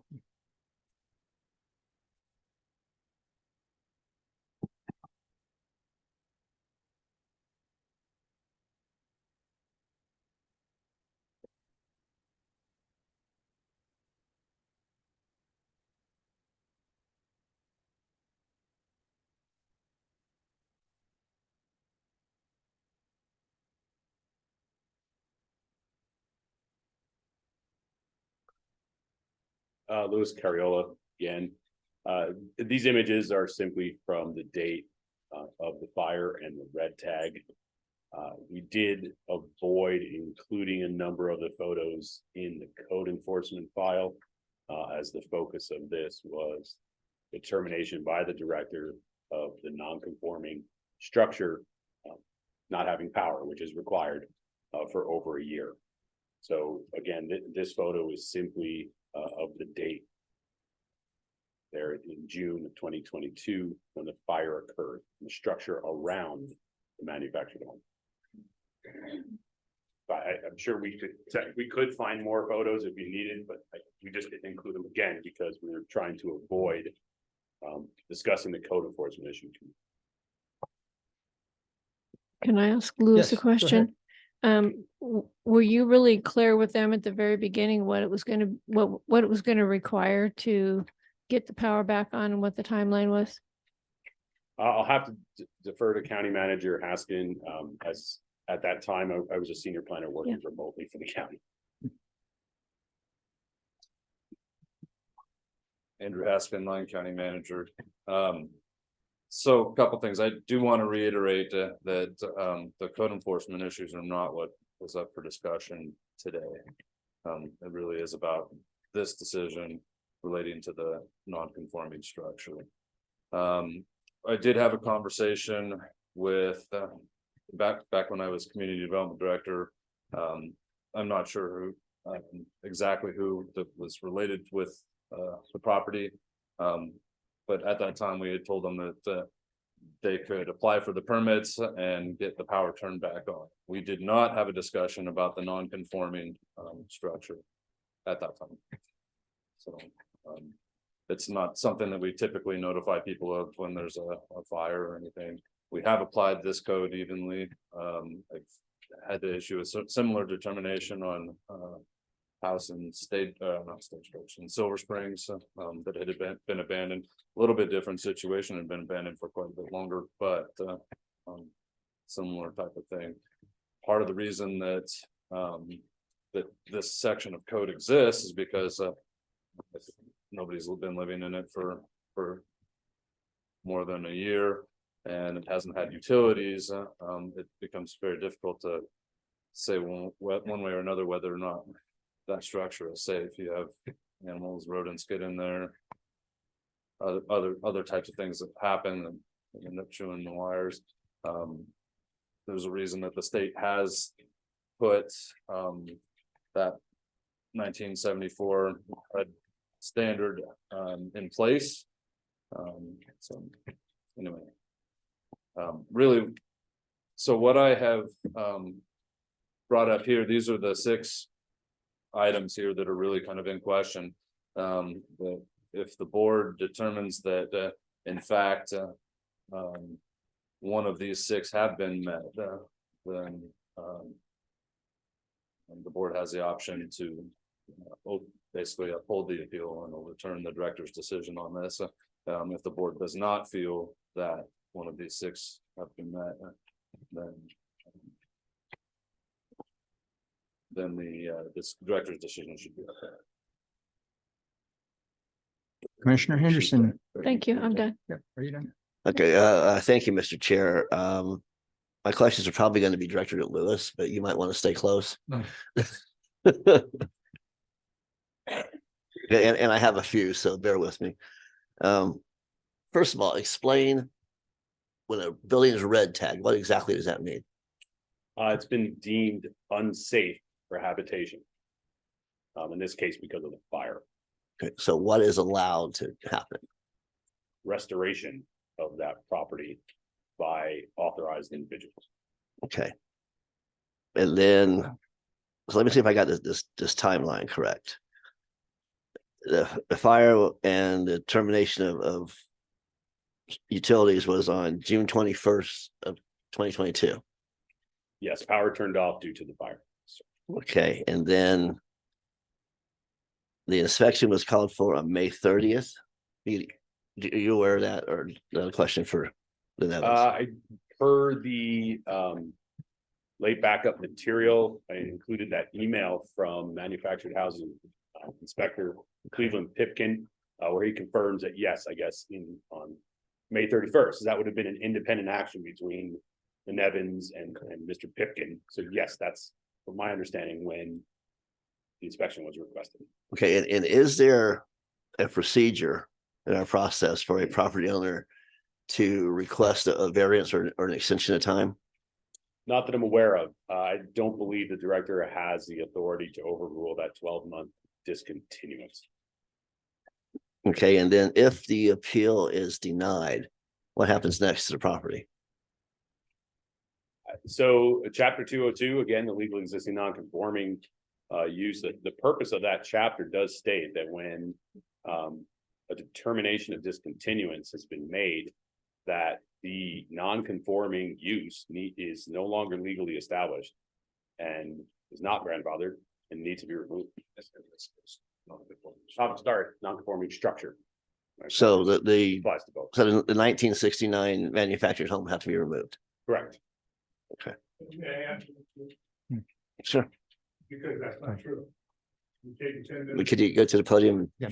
and introduce yourself for the record and all that good Wayne stuff? Peterson again for Melvin Evan. That's not quite true. I can take you 10 minutes up the road to Mason and show you a burnt structure that, in fact, Mr. Haskin and Mr. Rye asked myself and Mr. Ghetto to go up and see if we could do something. That's kind of, he's the public administrator. That's kind of what we do is take properties, try to sell them during a probate process and get rid of them. Here in Mason, that property, it's not worth anything. It's worth more, it's worth less than what the cost of it is to tear all that stuff down. So what's happened? I can tell you what's happened. All the ne'er-do-wells from Mason live there, and they'll be there today. And that's, I think, 5 years later. So that's what is likely to happen if we don't. I mean, I can show you pictures of the property today. It's pretty good. It's pretty nice. And this lady here at the neighbor, I don't know what she has to say, really. I have never talked to her before, but she says she wants to say something. It may be good, it may be bad, but I think she can tell you that the property has been cleaned up. If the board denies it and says, and affirms the determination, I can tell you what will happen. They can't force them to move it off the property. They're not going to pay, you're not going to pay for it to be moved off the property. So it's going to stay there and go into one stage of deterioration or another. And that's what's going to happen. That's reality. Just to clarify that a little bit, if it were to become a nuisance and the board were to declare it a nuisance, it absolutely could be removed. Okay, thank you. I think that's all I have at this time. Okay. This end, Commissioner Keller. Well, I kind of a rock and a hard place here. We have this for our codes for a reason, and that's to remove those non-conforming after a period of time, especially with the 12-month period. But we gotta, what I'm hearing is we could either get permission so we can hurry up and get a crack house going again, or two, have a structure that's a eyesore and it's going to be a crack house again too. So I'm not real happy with either of our ultimatums here, but it's there for a reason. So I'm having a hard time with it. Commissioner Jacobson. I have traveled to thank you, Chairman Hockenny. I've traveled to 20 Palomino. I checked it out after numerous complaints from the public. I will probably drive by there on my way home, just check out the progress. Obviously it's going to be after a vote, but I will still be going there. I've got this feeling that once again, the onus is on the county to make sure everybody is on the same page and whatnot. And all of a sudden, a year and some months into this, we're finally hearing from the property owner themselves. And it sounds like, well, yeah, well, one was in the hospital. Fine. I hate to hear that. Don't wish illness on anyone, but there's all kinds of people that could have showed up from that family or participating people that wanted to live there. Haven't seen hide nor hair of them. So now all of a sudden this great interest, and it seemed like fingers want to be pointed at the county for this, that, or the other, when in fact the property owner has responsibilities here, and I don't think that those have been met. So as we continue on, I'll obviously listen and render a vote that I think is fair and in the right. But once again, I'm with Commissioner Keller. This is two wrongs are not going to make a right on this. So we'll have to find out where we go. Thank you, Chairman. Thank you. Commissioner Henderson, you had something for Thank you. Yes, and this is for I'm sorry, Mr. Peterson. Here we go up there. I'm afraid. Got to make sure we get it recorded. So when did you guys become aware of the 1-year timeline? Well, I spoke to Mr. Wright in January because I thought there was a 12-month problem as well, or 6-month. So I talked to him in the first week of January about a 6-month rule. He goes, no, there's not a 6-month rule. And so I did not, again, I should have been a little more hands-on. I wasn't. I did check for the code 15. I don't know when that was adopted, but I think we became aware of it somewhere around in May, because I had a conversation with Cleveland Pipkin that I needed this permit from him before the 1 year lapsed. And that's when Mr. Pipkin told me that it was all right. He would take care of it if it was. Said he never heard of it before, and in none of the counties he's worked, he's never heard of it before, so he wasn't much worried about it, obviously, and so he set it up when I got back from Texas. So, Okay.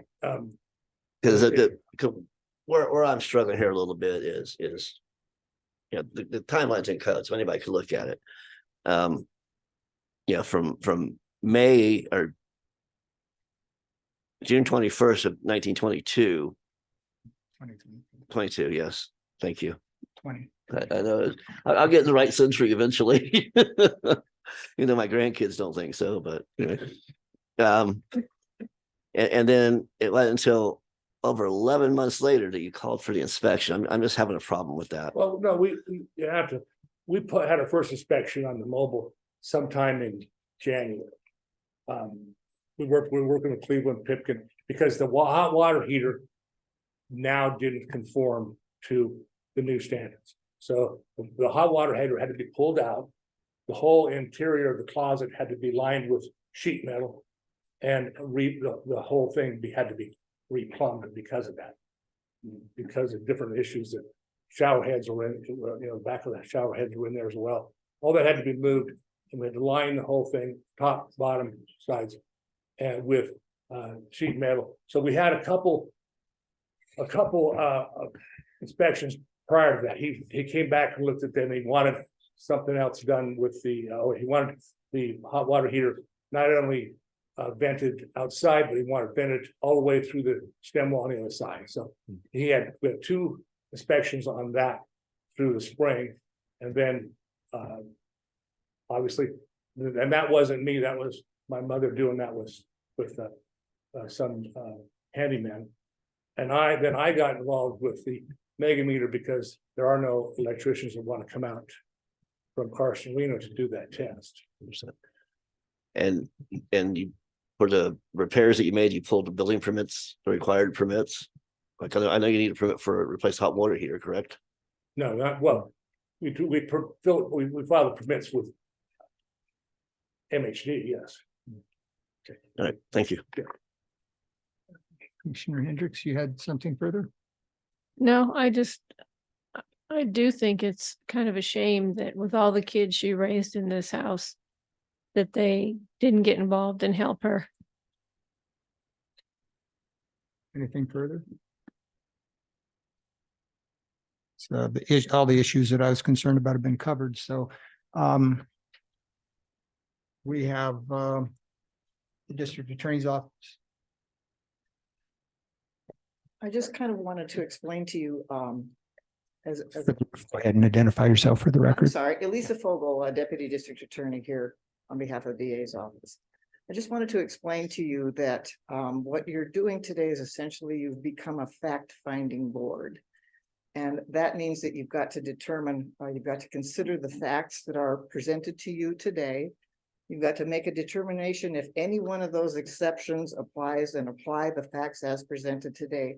One thing that I did want to mention to you and that Mr. Haskin and I discussed was that by permitting the power to be turned back on, you've essentially made a finding that this is no longer a non-conforming structure. So you're going to have to consider that.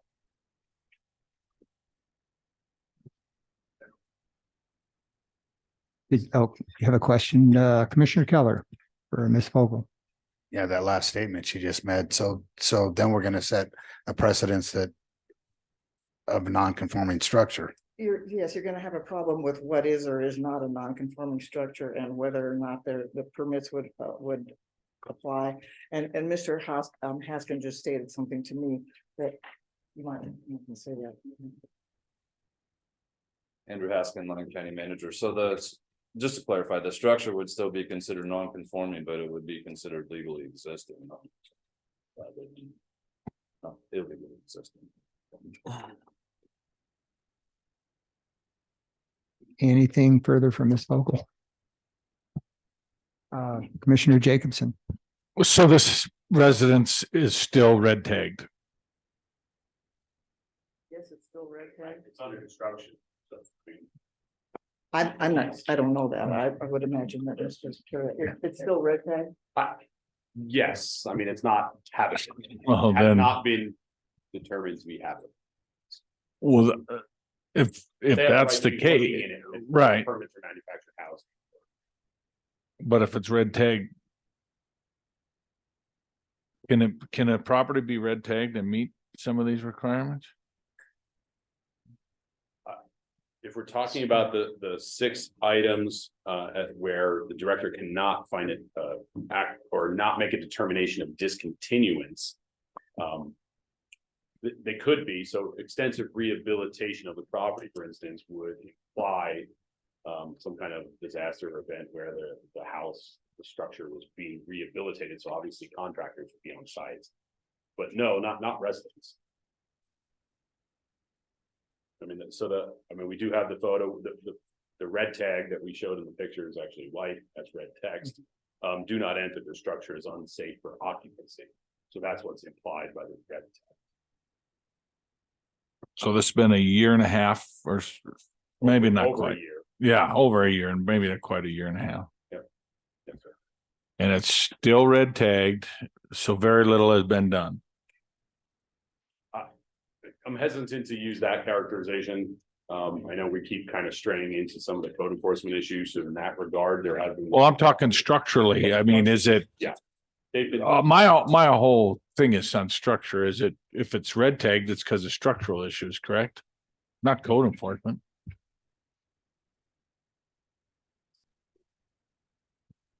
Yeah, if we could request a recess, I can review some of the building permit files. We also have our certified building official is here today, and he's over in the office.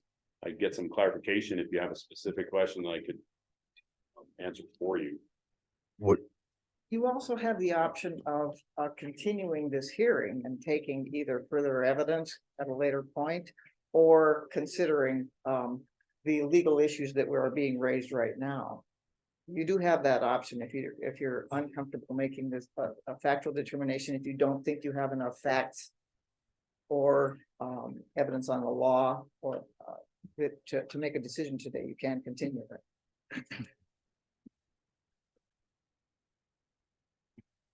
Commissioner Jacobson, you seem. Well, Well, I'd like to say one thing before you make that determination.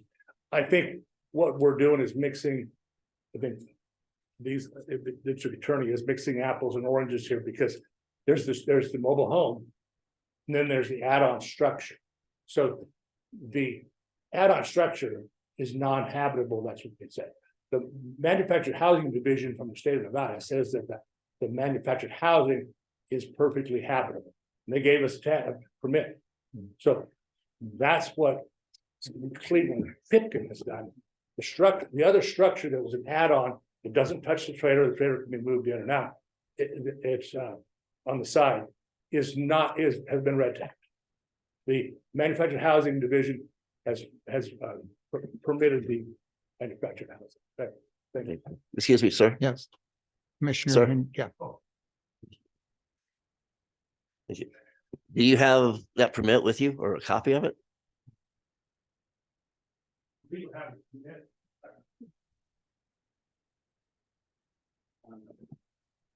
My mother may have.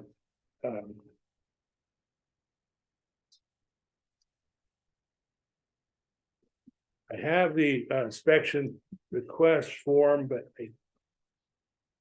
I think we turned that into the building department for to get the permit from them. Because the power company wouldn't turn on the power with just the permit from manufactured housing. They wanted a permit also from the county. Now, I don't have the one where he checked off, where Pipkin checked off the permit, but I do have the request form that he continued to the 19th. And you guys keep extending that time out to a year and a half. It was a year. Almost to the date, year and 3 weeks when we filed the appeal. The rest of this time till you guys are hearing it today is not due to anything that Ms. Nevin did. It's your process. Mr. Chair, I think it would be a good idea if we take a recess to let everybody gather more information for us. If you're requesting that, then I'm willing to have a recess for 15. This lady's been sitting here. I don't know what she wants to. She should be able to That speak before you get- that would be public comment, and we would be not taking actions on public comment. So at this point, we will take, will 15 minutes be good for what we need to do here? One comment that I wanted to make also before you even consider the recess. You also have the right ability to consider whether this record that was presented to you by the applicant is complete. It's sounding more and more like this record is not complete, and you could essentially deny on that basis if you wanted to. You can also, like I said previously, you can continue for the submission of more additional evidence or law, to tell you the truth, based on the facts that are presented as to help you with your decision. But the record now is one statement on appeal. Very few actual. There's no statutory references. The facts are. You understand what I'm saying? You could make that determination that the record is incomplete. You still want to take a recess? You still want to take a recess, Commissioner Henderson? I'm gonna defer to staff. Do you guys need time or? Yeah, yes, sir.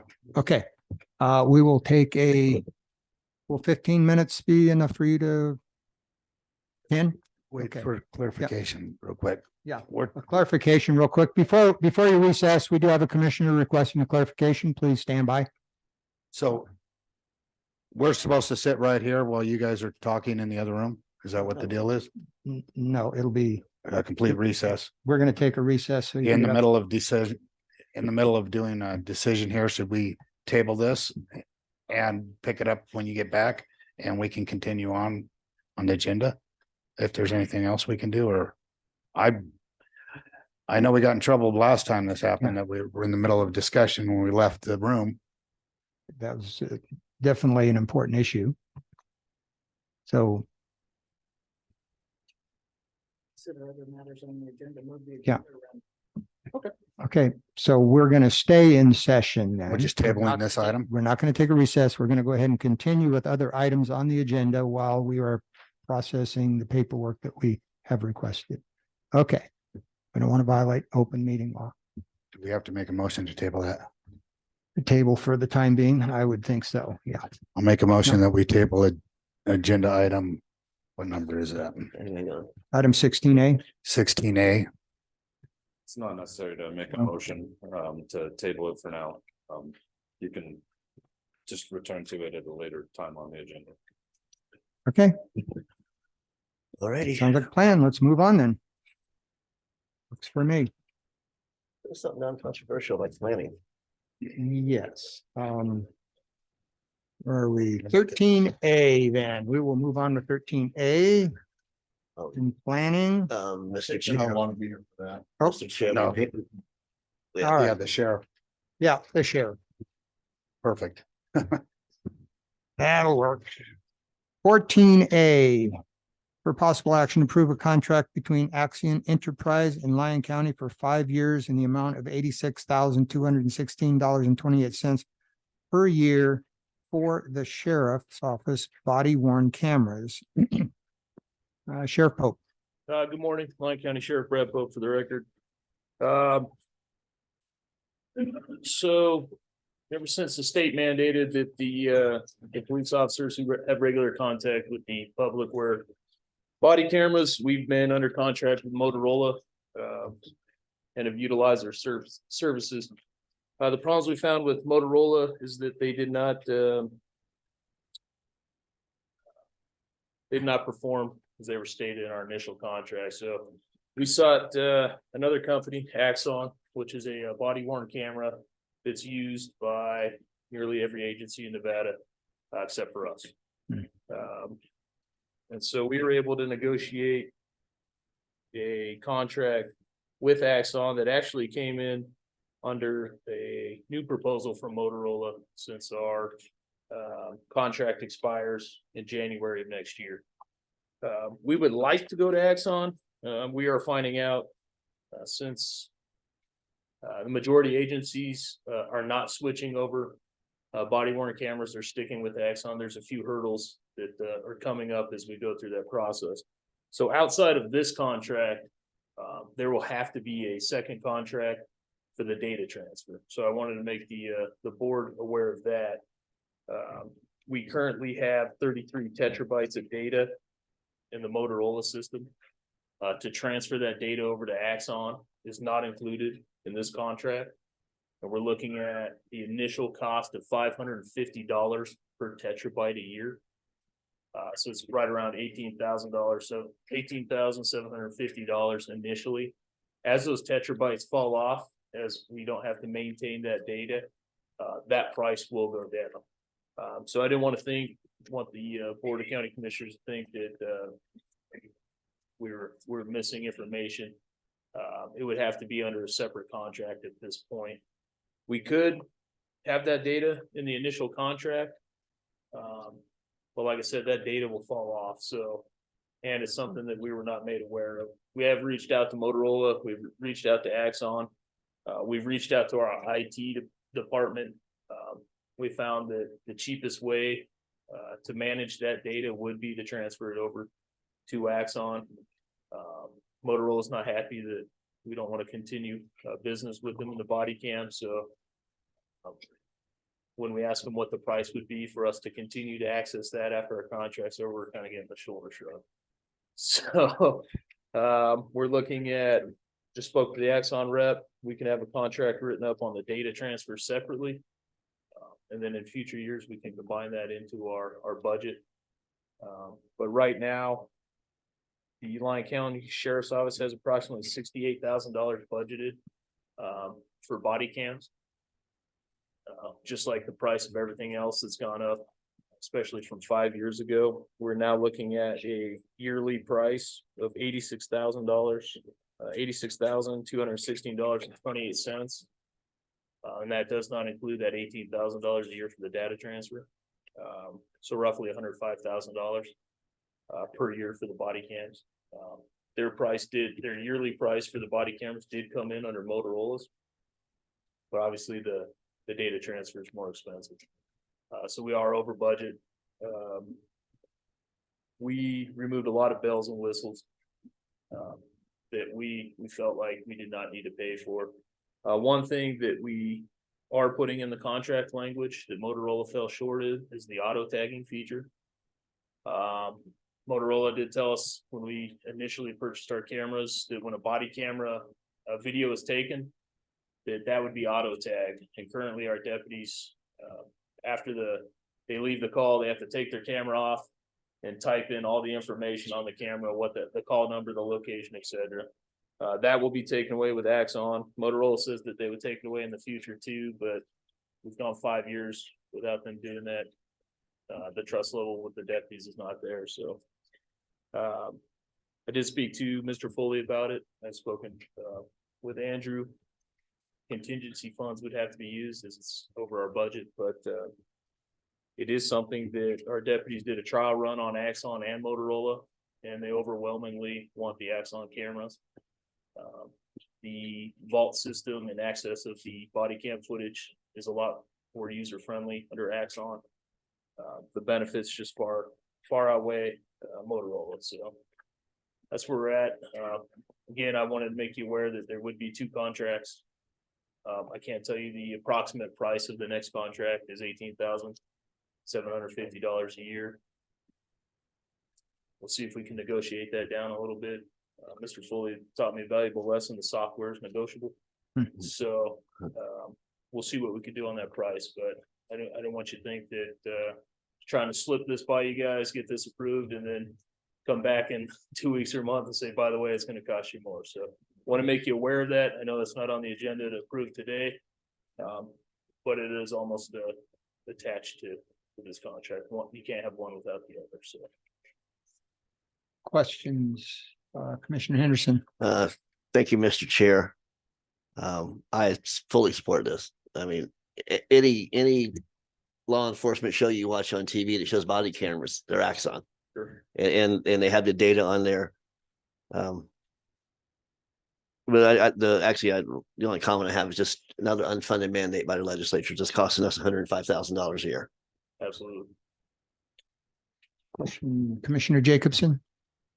Thank you, Chairman Hockaday. So it just seems once again that a company on the way out is going to take a bite of us. So Motorola doesn't say that we own that data because we paid for it and they're storing it, or where is that data stored that we're talking about? So stored at a data center, just like any other data. We do own the data. They'll retain it for us. They just own the accents. So if you look at our Motorola contract, which we had to dig up, quote, content will be downloadable at any time through the administrative interface during the term of the agreement. During the initial term, Motorola may provide general assistance as customer learns to download or store content. After the initial term, additional storage term or assistance with downloading of content may be available for an additional fee. So they're going to hold us hostage for about 18,000. I would say more, $550 a terabyte to transfer it. Seems to be an industry standard after doing some research, but there's nothing in our contract that states what Motorola can charge us or can't charge us to access that data if we no longer want a contract through them. So, and talking with the Axon rep, he says, yeah, be prepared to pay out through the nose. We can get a quote from Motorola, and that's what I plan on doing. It's my assumption that transferring the data is going to be our cheapest option. We're going to have to pay for that data regardless. But transferring that data seems to be the cheapest option at this point. Commissioner Keller? So I want to thank you for at least being very honest about what's coming forward and everything else. Nothing upsets me more than when somebody gets their nose under the tent and then we have to keep giving money because we didn't understand it in the first place. So I appreciate that completely. Is there any way we can safeguard from Axion that if for some reason a better company comes out, we're not in the same predicament again? So that would be negotiated on the data storage, and I think that, like I said, it's a new territory for every department who wants to switch body cams. It's kind of interesting when we called Motorola and asked them, and said, well, nobody in the industry switching yet. I can't promise it. We did put language in the Axon contract that if they can't auto tag our body cameras, that our contract's null and void. I'm sure we could put something in the data transfer language that if we no longer want to go with Axon in the future, either you continue maintaining this and let us have access to it, etc. I don't know that they would go for that, as that doesn't seem to be the industry standard. So, Well, I think if you can get together with the Sheriff's Association and tie in with the DAs, maybe you can have some kind of wording in there that might protect us. You're in negotiation, so that'd be the best time to try and get it in. perhaps. Yeah. Thank you. That was my comment too. Okay. Question? So we're looking at the data transfer fee. When would you need to have that data? We're talking about transferring it. Do we need it? Like just to have it, or do we need to ask for it if it's necessary for a trial or something like that? If it's just sitting in storage and we don't need it, why would we pay to transfer it? It is something that we are mandated to retain and that we would need it. It is, the longer, storage data would be homicide cases, sexual assault cases, majority of felony cases, et cetera. We're looking at reducing those terabytes. We do have access to that all the way to January 31st. That's where our contract with Motorola is completely over. And like I said, speaking with IT, wanted to transfer all that to one hard drive. But the problem with transferring that to a hard drive is none of the data is searchable. It just comes in as a video clip. Transferring it to evidence.com would change that. So yeah, by law, we do have to retain it. And my assumption is if we don't retain it, pay Motorola that trying to dig that up in the future, if we need it, we'd be under another contract and still have to pay for it. So they wanted, I can't see them giving us a rate based on per video that we need to download from them. So it'd be 100% access or none. So by law, we're mandated to retain it. Yeah, I understood that. I just wondered if we needed to transfer any data for a trial or whatever. I know we need to maintain it historically, but yeah, we're talking about $18,000 a year to transfer. Is that just the contract in case they need to transfer? We need it. I'm trying to figure out. Predicting that would be, you'd be unable to. Anybody files an appeal, et cetera, down the road in the legal system would be. You know, we cannot transfer it and hope that we never need it. We transfer it because we do need it.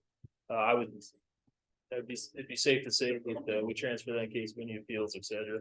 When in some of these cases haven't even been litigated yet, that data is going to be stored for life on the Motorola server. So, like I said, transferring it, I know it's a large cost, but I think it's a necessary cost. Okay. Commissioner Henderson. Well, thank you, Mr. Chair. Sheriff, if we approve this contract, are you going to actually have the cameras on hand before your contract with Motorola expires? We approved this contract. We're looking at going live with our cameras in November. Okay, thank you. I think So Commissioner. the terabyte data shouldn't accumulate any further. Another thing is we're also storing a lot of Yerington Police Department data. We are having problems with that department tagging their video footage. It's been relayed to us that it's hard to get people to work there. They're not going to make them tag the footage. So the county's been on the hook for that. We're also going to go through that data and see what we can't purge out of those terabytes. We have a lot of work to do before that data is transferred. So we're hoping that's the high end cost is the $18,700. We're hoping to have a lot of those terabytes purged. And so I'm assuming that the final cost of that transfer is going to be less, but I wanted to prepare you for the high end. So. Thank you. Commissioner Keller. No, okay. Commissioner Jacobson. Yeah, so if I heard you right, you said you had 68,000 budgeted for this and the actual price for these cameras is 86,216 or something. Correct. That's what the quote is. That's for the body cameras and the services in the quote, not included the transfer. So I guess what's that, about 18,000 and some, does that come out of contingency or where does the rest of that? 18,279. Yeah, like I mentioned, that would have to come out of contingency. Right. Anything further? Okay, no more commissioner comments on 14A. Any public comments? Seeing none, I will request a motion for 14A.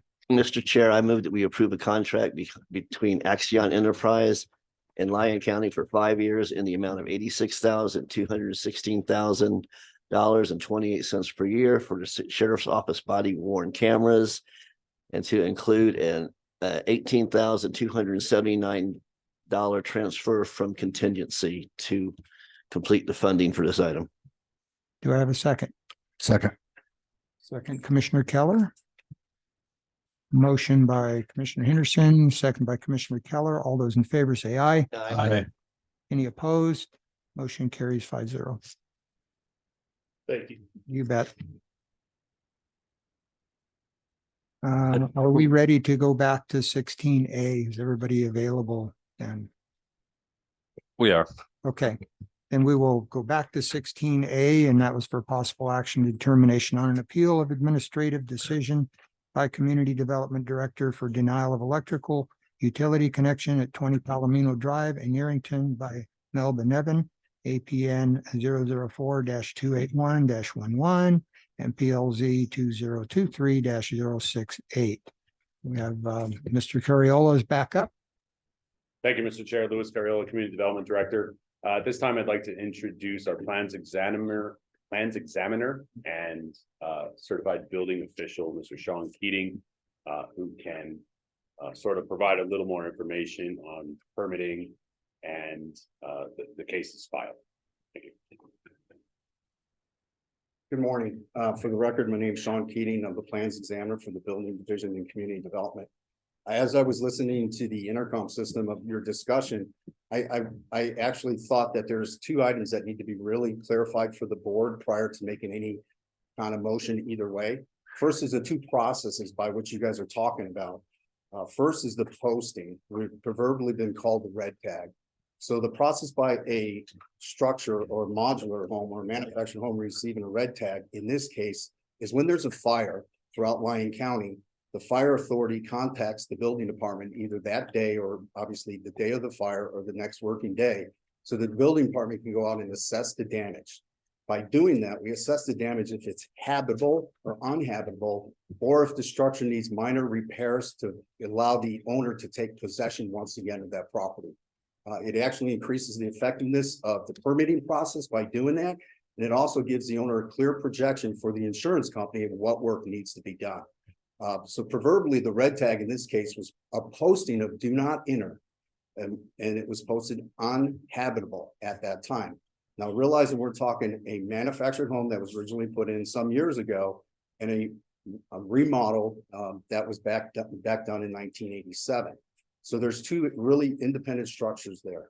The entire structure being the manufactured home and the addition was declared uninhabitable on 6/21 of 2022. It was posted on two locations, the fronted access to the property and the rear access to the property, so that anybody visiting or coming to the property requiring entry to the property would theoretically contact the building department, as it says, do not enter, criminally prosecuted under misdemeanor charges.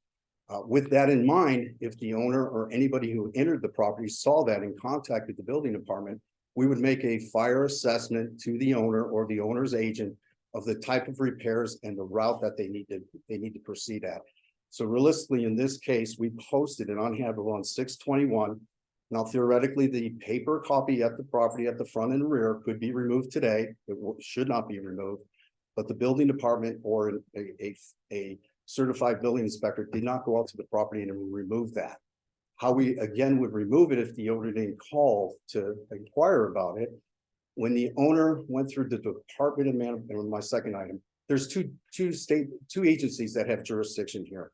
One is the county has jurisdiction over the addition and the land use regulation of the property, where the State Department of Manufactured Housing has authority over the manufactured home itself. So when you talk about permitting for water heaters or different types of permitting, that's true, but the permits for the manufactured home will still go through the state because it's the authority having jurisdiction, where the county would be the overseer of the service facilities like the electric and the gas and the room additions that are added onto the property. So there's really two different permitting processes, with the caveat, the certificate of occupancy or the return of the habitability would always be determined by the building department. This manufactured housing would issue what they call a seal of installation that would tell us that the permitting for the manufactured home was in accordance with their guidelines. And then we would again issue the certificate of occupancy for that structure. So those are the two things that in your conversation you were talking about that I wanted to clarify for you both. The answer to the question is the structure, both the addition plus the manufactured house today are still tagged by the building department, uninhabitable, do not enter. And that's where we sit today. Questions? Commissioner Jacobson? I just have one. Okay. Nothing? Hello. Commissioner Henderson? Thank you, Mr. Chair. if I can make one more comment. Sure. So the Nevada revised statute says that the power or the utilities for that property will not be turned on until a seal of installation has been granted by the Manufactured Housing Division. You need to be aware of that, so that protects somebody from going to manufactured housing thinking they're gonna get their gas meter or power meter turned on. In that process, we issue a building permit for those items. We've never received those permits from manufactured housing to show that they comply with their standards to reestablish those utility connections. So we would also have a building permit that come back in to reestablish the occupancy for the addition. And we've never received an application for that. Theoretically, we would not be issuing multiple permits for an approval of a burnt out addition that's actually dependent upon a manufactured home and vice versa. We would do it all at one occasion. So all the repairs would have to be done and completed at the same time. Thank you. It's an excellent presentation. Appreciate it. County Manager Haskin. Just to add to that, Mr. Peterson, in his presentation mentioned that the addition is still not habitable. And, I mean, they would have had to get the permits through the county to make those repairs. But, just to clarify, if any part of that structure is not habitable, we would not turn the power back on or grant a permit to turn the power back on unless, unless they had either isolated it and applied for the permit to do that, or if they had made the repairs to the addition in addition to the manufactured home. So, given that there was no permit pulled or that inspection, hadn't taken place, the power would not have been turned back on, even after the Manufactured Housing Division came out and did the inspection, until Lyon County had a permit and also done an inspection, which would, since there was no application prior to that 1 year, would not have taken place. I'm confused. Commissioner Henderson. Thank you. So did the state issue a certificate, what'd you call it, certificate of it to this mobile home recently? So to answer your question, no, we have not received a paper copy from the state or a photograph of the seal of installation posted at the manufactured home, which the state would customarily do. Okay, thank you. Anything further from commissioners? If not, we'll go to public comment or go ahead. Wayne Peterson, on behalf of Melvin Evans. Again, whose obligation is it to send? I was there. I got this. I got the sheet that he signed it off. I delivered it to my mother to apply for a permit. So as far as Cleveland Pipkin, the state manufactured housing division inspector is concerned, the mobile home is habitable, and he gave us the okay to turn the power back on and the gas. And again, it's not part of the stick frame thing. There are two separate issues here. They make it sound like it's one structure. It's not. Has not that whole structure itself. I built it. I know it's freestanding, and mobile home is just under it like a shelter. But that's the only difference between the two. For the record, Sean Keating with the plans examiner with the building division. So he's absolutely correct. However, the state will issue what they call temporary activation of utility notice to the local authority to render services prior to that happening. So if the state, and I would ask the applicant for the documentation that he's talking about, if the state is issuing temporary activation for the utilities, I'd like to see that, because we would get that. That would be a document that we would require to reestablish the utilities. Thank you. Questions again on additional information? Then we will move on to public comment. I believe we have, yes, you may come up and make your comments. You'll have 3 minutes. My name is Patsy Sukup. I live next door at 18 Palomino Drive. I did submit a comment through email and I believe it was forwarded to you. I don't know if you have the opportunity to read it or not. But I will testify that they have really cleaned up that property.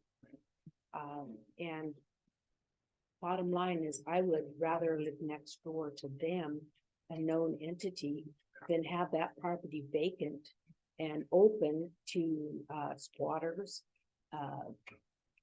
kids using it as a hangout, which my place originally was at 18 Palomino when it was vacant. It's just an opportunity for things to go downhill. And I have no issue with these neighbors. They are very helpful to me. I feel safe in my neighborhood. And that's all I want to say. Thank you. Thank you.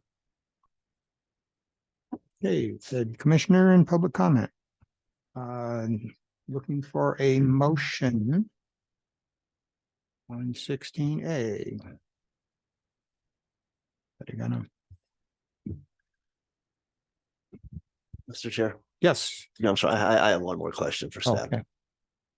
And Andrew, could you put up that slide that shows the 6 reasons?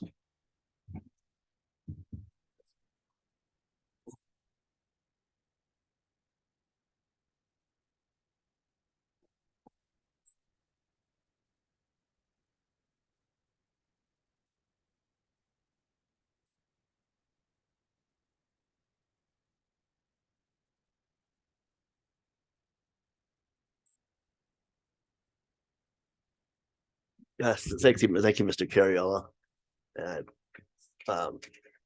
But my question on this is, okay, it says the director cannot find a discontinuance when the active use has been curtailed by, and number 1, extensive rehabilitation of the property.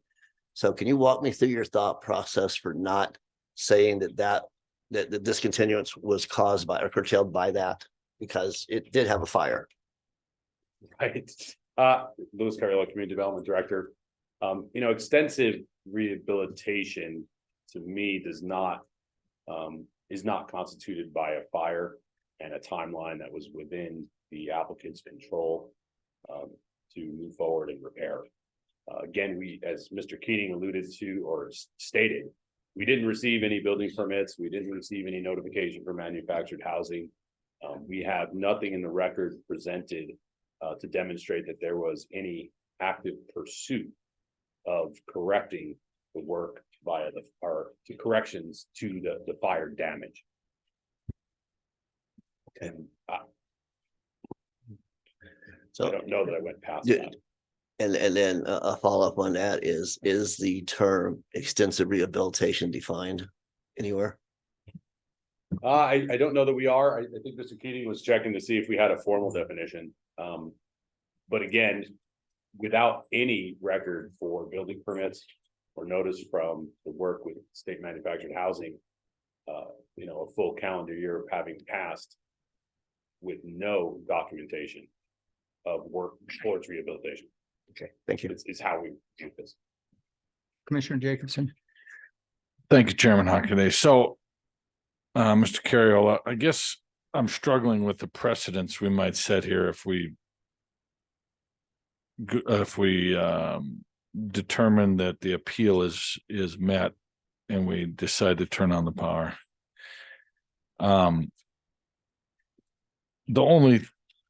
I feel there's 2 decisions for us today.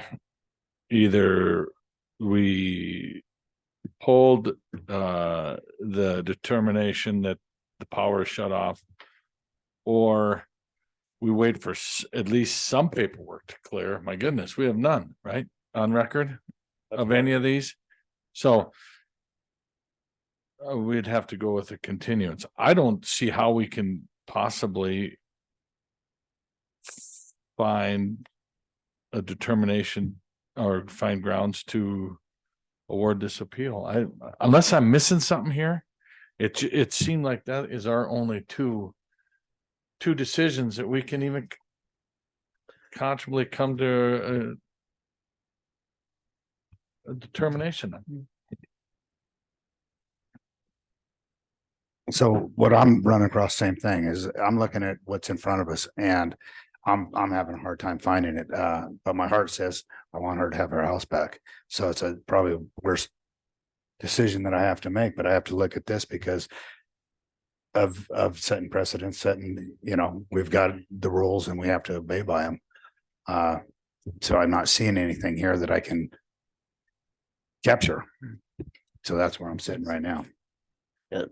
Commissioner Henderson. Yes, thank you, Mr. Chair. I'm struggling as well. However, we have codes for a reason. And every time we allow our code to be ignored or we make an exception to it, then we're opening the door for more exceptions and more. So I'm struggling, but what has been presented to me so far, the code was not followed, and the director made his findings, his professional opinion, and I'm sorry, I'm stuck. Anything further? Then I'm back to, do we have a motion? Okay, I'll be the bad guy.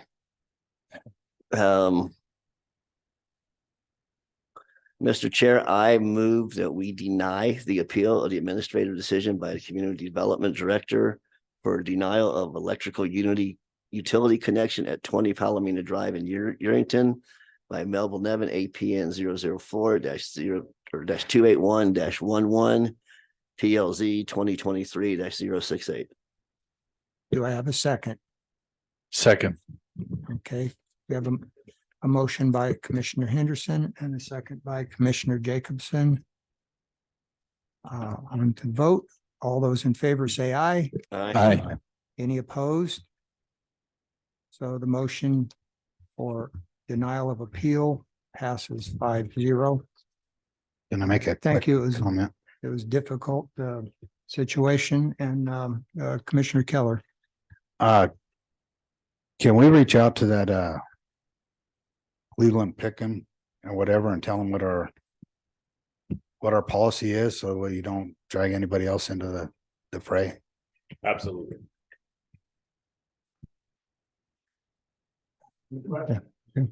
Peterson, I request that we have the findings, we'll need them for the district court appeals, the findings of the board and probably the minutes. If I can get some.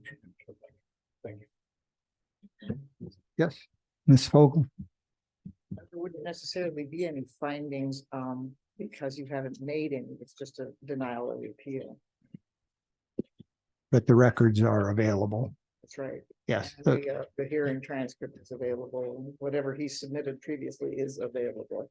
Right. So all public documents are public, and we'll certainly supply those to you. All right, let's move on to Now, can we have a recess? oh, sounds like you need a recess. Okay, let's take 5 minutes. Be good. Five, okay. Yeah. We'll take a 5-minute break. It's now 11:29. We'll go to 11:35. Let's gather back up.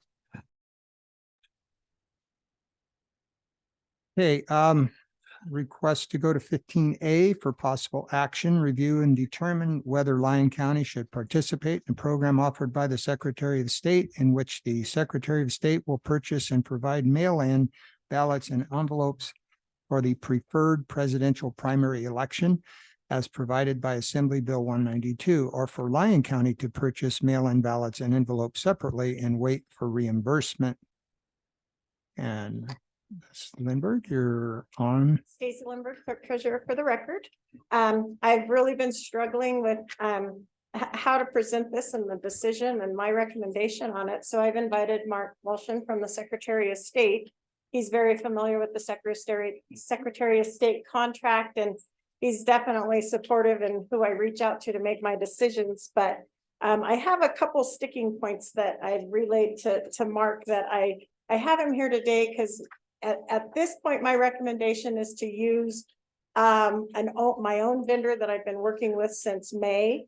The difference in that choice is that if I do choose to go with the Secretary of State, the cost is 100% covered by the state, less sample ballots, and some of the setup and and things like that. I'm thinking, you know, outside of the sample ballots, the difference in the contracts, the costs are about the same. So it's kind of like, you know, the state, it's paid by the taxpayers at the state level or the county level.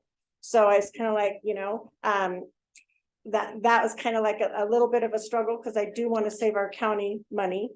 But in going into this, the original NRS said the state would pay all fees in connection with the presidential preferred, which include all fees. And then they made some regulations later that stated they're only going to pay for certain fees. So that was my question to Mark, and he'll be covering that today. But I just had a few sticking points in review of the contract. One thing is, like, we started back in May dealing with the pro vote people, of which I'm recommending at this time. But it is ultimately your decision which way we go. And that being said, is that they're familiar with Nevada. They've worked in Nevada. They've been supporting me since May and educating how to do the ballots and how to set up everything. And just, I mean, their experience and their knowledge of Nevada has just been very supportive for me. I think the price difference of using them or the state for the ballots and the envelopes are $4,000 to $5,000 difference. For the security of having their support and familiar with Nevada, working in Nevada for over 20 years means that much to me.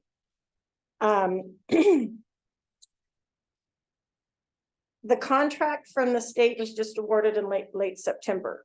So in meetings and everyone's been discussing, all the clerks have been discussing, everything seems to be a little rushed, a little late. We're doing things kind of like last minute, where we have the security of our other vendors behind the scenes where we've been working with for a while. The contract was awarded to a company out of New York. And when I was going over this with Josh, since he's not here, because I went over all the reasons why I was going back and forth. Of course, Josh had to do his comedian portion and go New York City, but I thought that was kind of fun. But they are from New York, but they are coming out west. They plan to be here for the primary election. They be established in Nevada and providing support to all the clerks. And I would be a lot more comfortable using them at that time once they're established here. One thing that they're looking at doing if they're not established here is trucking our ballots from New York to Nevada, which I'm not comfortable with, but the NRS requires them to drop them in Nevada. So that was one of my sticking points in saying, you know, I'd really like to use a local vendor. Let's see. Once they're established out here, I would be a lot more, I guess, comfortable with recommending going with the Secretary of State and their contract, making sure once they're established and proven in Nevada. And that's where the vendor that I'm choosing now is.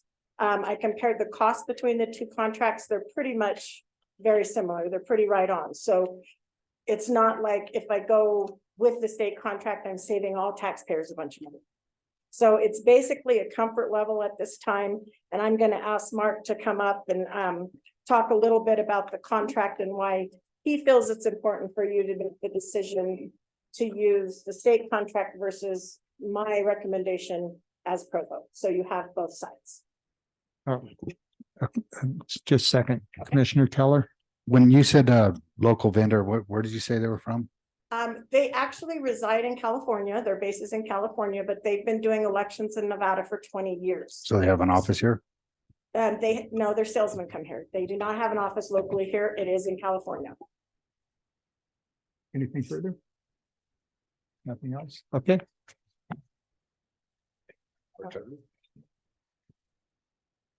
Good morning, Chair, Commissioners. Mark Velasquez, Deputy Secretary of State for Elections for the record. Thank you for having me here today to speak a little bit about the statewide mail ballot contract that Clerk Treasurer Lindbergh referred to. A little bit of context about Assembly Bill 192 as well, without regurgitating the legislative history from this previous 2023 legislative session. The intent in part behind the passage of the bill and the establishment of this statewide contract, I do want to be clear, addresses a challenge that across our state we saw during the 2022 election cycle. It actually began even before that in 2020. There is an ongoing, not just statewide, but a nationwide and worldwide paper shortage that is well documented. In 2020, that was a major concern for the elections community, and certainly in 22 as well. It impacted Nevada, though, in 2022 during the election. There were many vendors that were in use across the state. Many of these vendors committed to and said, yes, we have the paper needed to conduct the mail ballot processes as required by state law. But in some cases, they then said, oh, never mind, we actually don't. We need to use the paper that we had allocated to your county for other larger contracts elsewhere across the country. That immediately, of course, got our attention and is, excuse me, part of the reason why that this bill was discussed and eventually passed. The idea behind it is that with a statewide mail ballot contract, not that the Secretary of State's office would become a middleman, that we would then be involved in making or providing decisions. In fact, the construct of the contract is one where the company would work directly with your clerk treasurer to make sure that your electorate's ballots get to them properly. Simply the state would be paying for it. The idea also, though, is that the buying power by massing our total requirement from across the state would increase the amount of paper and ballots, of course, purchased, therefore reducing the risks that one county or another would be told at the last minute, sorry, no paper for you, you'll have to figure something else last minute. At a time, as we look to the 24 election cycle, of course, when we have our 3 elections in February, June, and November, when we know that Lyon County, with the 3rd largest, of course, voting population in our state, spread across over 2,000 square miles, Clerk Treasurer Lindbergh and her team have got a significant amount of work ahead of them to ensure that your constituents are able to cast a ballot legally in a secure manner without dealing with last-minute contractual issues. I understand her concerns in regards to the timeline as well. The state bureaucracy is what it is. The session ended, and when the bill was passed, we had to follow the state procurement requirements to go to RFP. We have followed those processes appropriately. And while, as she mentioned, she began talking with a vendor in May, we simply were unable to do that until later on in the calendar year. Her concerns, and I will kind of clarify if it sounds like I'm not doing a great job trying to sell you on this. At the end of the day, I think we all collectively want the same thing. We want to make sure that your voters receive and can conduct themselves and take part in the 3 elections next year in the manner of their choosing as provided by federal and state law. How we get there, again, there's a number of different ways, different vendors, whether it's in regards to the one that Stacy referred to earlier or through the statewide contract, each carrying varying degrees of risk, of course. There are 5 counties who have committed to this, and an increased number are looking to the future. This is not a one-time offer where by the time I walk out of the door, that was it. And otherwise, some counties have expressed interest in joining after the presidential preference primary. Others have suggested they may join after the 24 election cycle concludes to not disrupt the work that they have done already working with their vendors. So there are continued options out there. And ultimately, Secretary of State Aguilar, again, very similar to Stacy, in that he wants to make sure that your voters have the ability to take part in an election as provided by law. So to that end, again, if the recommendation and ultimate decision that you make is to go with one vendor now and then to follow up later, or maybe perhaps not even at all, we will continue to stand by and be prepared to assist however possible to make sure that Stacy and her team are able to do their statutory duties as appropriate. The one other comment I would like to make in regards to the payment for the presidential preference primary that Stacy asked me to address. She's speaking specifically to NRS 298-710. In 298, which is the chapter that talks about presidential elections and the presidential preference primary, it does state that the cost for a presidential preference primary will be a charge to the state based on a recommendation by the Secretary of State and ultimately approval by the Board of Examiners. Just recently, as she mentioned, a regulation was proposed and ultimately accepted by the Legislative Commission and adopted that aligns the presidential preference primary with the costs the state pays already for the other primary and general elections. This, of course, is simply to standardize the costs of elections across the state for planning purposes, And also it ultimately is in alignment with NRS 293-443, I believe it is, that does direct the counties are to bear the costs otherwise identified across statute. With that being said, I am curious if there's any specific questions that you have. Questions? I think Commissioner Jacobson. Yes, thank you, Chairman Hockaday. Just out of curiosity, who are the 5 counties that are going with the state?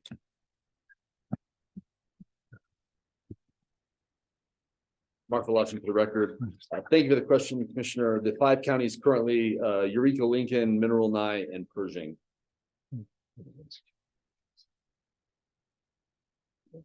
Anything further, Commissioner? Commissioner Not right Keller? now. Oh, you're okay? Okay. Commissioner Keller?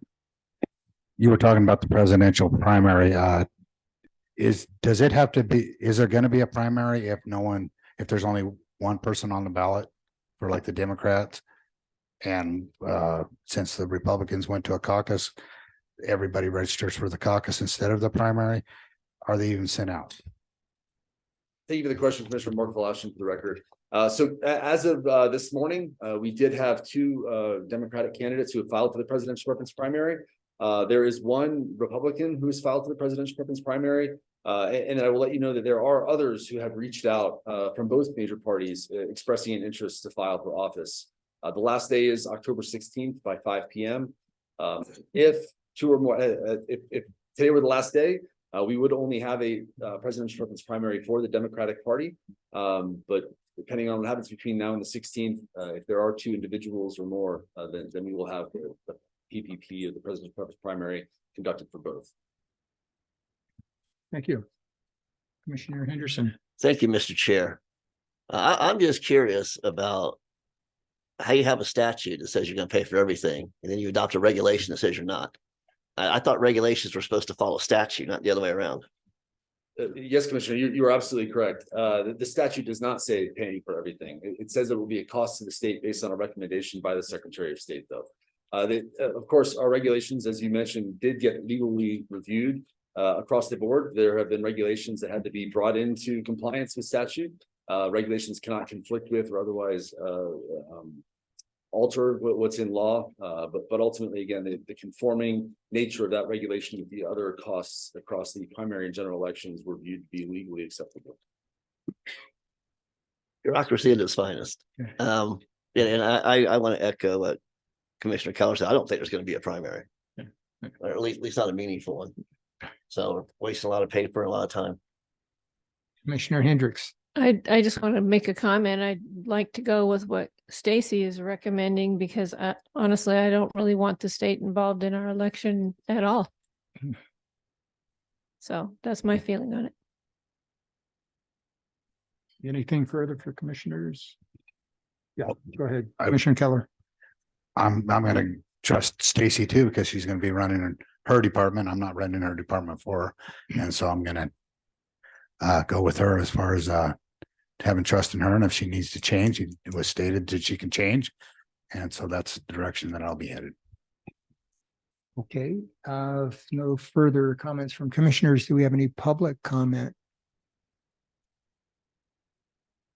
And thank you for your presentation, by the way. Appreciate it.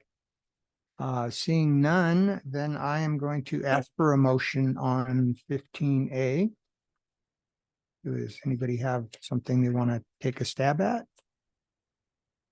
Mr. Chair, I move that we, how am I going to say this? I move that at this time we decline to participate in the program offered by the Secretary of State for purchases with the preferred presidential primary, and direct not direct, but allow our clerk treasurer to purchase the balance from the vendor of her choice. Do I have a second? Second. Okay. Motion by Commissioner Henderson, second by Commissioner Hendricks. All those in favor say aye. Aye. Any opposed? And you'll move on with your vendor for your choice. We have one more item here, 13A, for possible action in planning. I say we put it off till after lunch. Just kidding, just kidding. Enough levity. No, no, Commissioner okay. Jacobson. No levity on that one. Okay. Thank you for your input. It's rejected. 13A. For possible action to approve the request for a conditional use permit from DG Locust Grove Circle K LLC to allow the non-restricted gaming use in the EMU, that's Employment Mixed Use Zoning District, to include up to a 150 gaming devices within a larger truck stop development on a 28.99 acre parcel located in the northeast corner of the intersection of US Highway 50 Parkway, Highway 439 at 3200 Opal Avenue in Silver Springs, APN 015-181-3, PLZ-2023-040. Okay, presentation.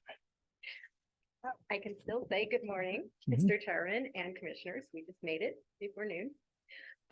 My name is Lisa Nash, Senior Planner for Lyon County, and I'm here to talk to you about the DG Locust Grove Circle K CUP. This CUP is specifically about the gaming use, and I will get into the history of how we got here, the other permits they have and everything. Oops, it's not working. Okay, next. No problem. So the site is located in the northeast corner of Highway 50 and USA Parkway. It's directly across the highway from the airport. Access is via Highway 50 and State Route 439. Okay. Here's a site plan that was submitted as part of their ADR. And the purple, I know it's kind of small, the purple circle is the casino bar area where the gaming will go in. Here's a quick conceptual layout of what the gaming area is going to look like, just to give you some perspective.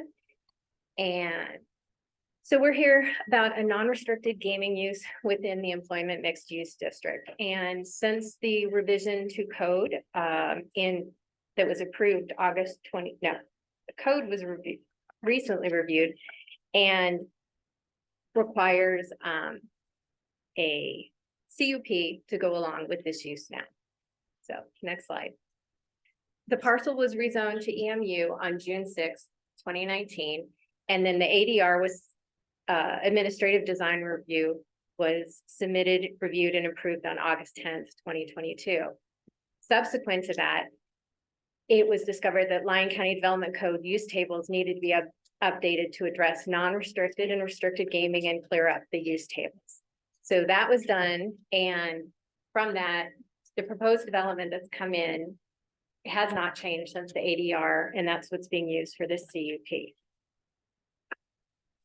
So the ADR was approved on August 10th, 2022, and in that ADR, the uses were the truck stop building, which includes a convenience store, a fast food dining, or they call it quick service restaurant, a bar and casino. It has a standalone drive-through restaurant and 14 fueling pumps. The bar and casino at that time was allowed 15 gaming devices. So I want to go to for a moment and talk about the truck stop and the passenger cars. This traffic flow diagram came up as a result of the Planning Commission asking for some additional information and the applicant choosing to go with the continuance on that and come back with some further information. So although this is not strictly needed for the gaming use CUP, I want to go over it briefly because it does affect safety and flow of traffic. So the pink area is the passenger car vehicles, people using the convenience store. There's gas pumps, and the flow you can see is separate from the yellow area, which is for the semi trucks. So they've done a design to make sure that the two flows are separate and the trucks and the passenger cars won't be interacting within the facility. The next slide. And here you can see a rough division of the parking that's allowed. There's more than adequate parking for all the uses that are considered. If you go to the next slide, you can see that for the parking spaces required by code, they would need 98. the previous slide showed that they have 113 available. So they are adding additional parking, which would include the 9 for staff, which can be used by, anybody using the facilities as well, but they are adding additional parking to this property. So, the findings for the Board of Commissioners to consider when we do have to look at findings for reviewing the conditional use permit. Go to the next slide. The uses are consistent with the master plans for the land use designation of employment within the suburban character district. The applicant is going to be required to meet all the conditions in this CUP, as well as all the conditions of the existing ADR, which we are attaching to the CUP just so that there's nothing lost along the way. And the site access and required improvements are going to require Nevada Department of Transportation approval as outlined in an updated traffic impact study they provided to us. Question. Sure. Quick. I have a question on this particular one, that last one, site access and the required improvements will require NDOT approval. So now if it does pass or doesn't pass, they still go to an NDOT approval process. Absolutely. So, okay, because I'm looking at some of the stuff and so there will be a time to discuss with NDOT. That's a good question. I don't believe we have say in the NDOT decisions. Or do you want to answer? Hi, she's here for the applicant. Good morning, Chairman and Commissioners. It's an absolute pleasure to appear before you today. My name is Karen Ross. I brought with me our traffic engineer and our architect who can speak directly to this issue.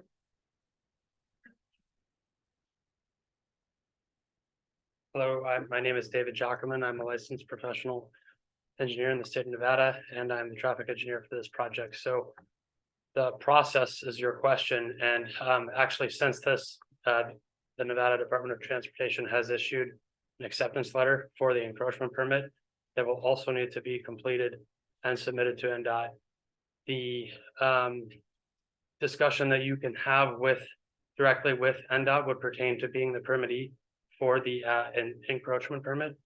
And if there are any other questions that perhaps pertain to the county, those might be best directed at staff. So.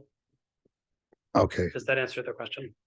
I think so, because the reason why we're here for a gaming thing, but you're making this a destination location now because you want to succeed and you want to bring more traffic into that area.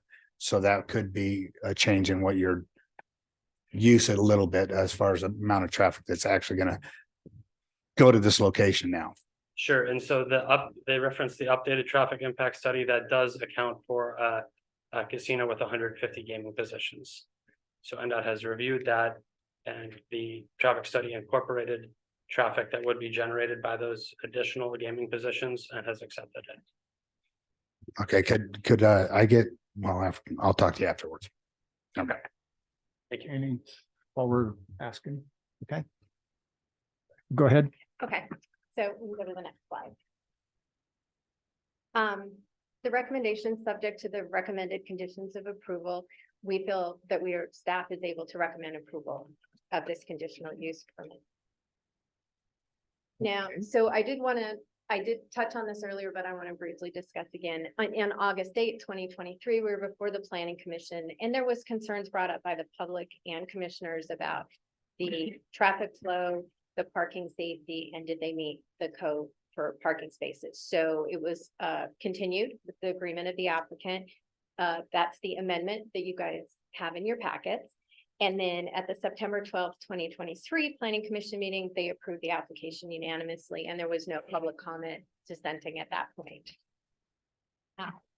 And with that, I'm here for additional questions or to refer them to someone who can answer. Further questions? Any public comment? I do. Go ahead, Commissioner Keller. I just wanted, well, are you going to let them talk it after them? I would wait till you guys. Never mind. The applicant has a presentation. Yeah, I'll wait for that after the presentation. We'll wait for that.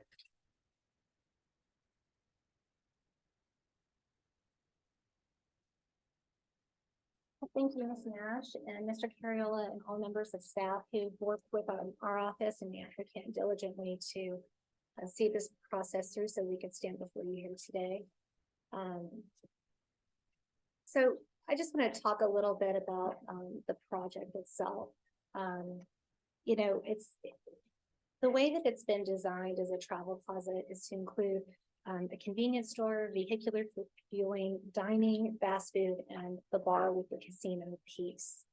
The dining component is going to have over 60 seats, so that members of the community here in Lyon County and travelers and commuters could go and dine at a restaurant called Guthrie's Chicken, which is recently nominated by USA Today as the top #2 restaurant in terms of chicken in the country. So top notch here. And have the next slide, please. The project is going to be built in phases. So the first phase will be constructed of the 15,718 square foot travel plaza, which will house the dining and the bar. Next slide, please. This is the site plan. So as you can see, we have there is complete segregation of the truck parking and the vehicular parking. And if I could go to the next slide. The way that the traffic flow pattern is outlined here, you can see the purple has the shared traffic. The yellow has the truck traffic, so it's all the way in the back. And the passenger traffic is in the front in the pink area. Because we wanted to ensure pedestrian safety, even though there was, because of the reason there was going to be some increased traffic with the gaming devices. With respect to the parking calculations, the site is overparked by 31 additional parking spaces with respect to the respective uses. You can see on there the quick service restaurant, the square footage, the convenience store, the casino, and the corresponding requirements right there.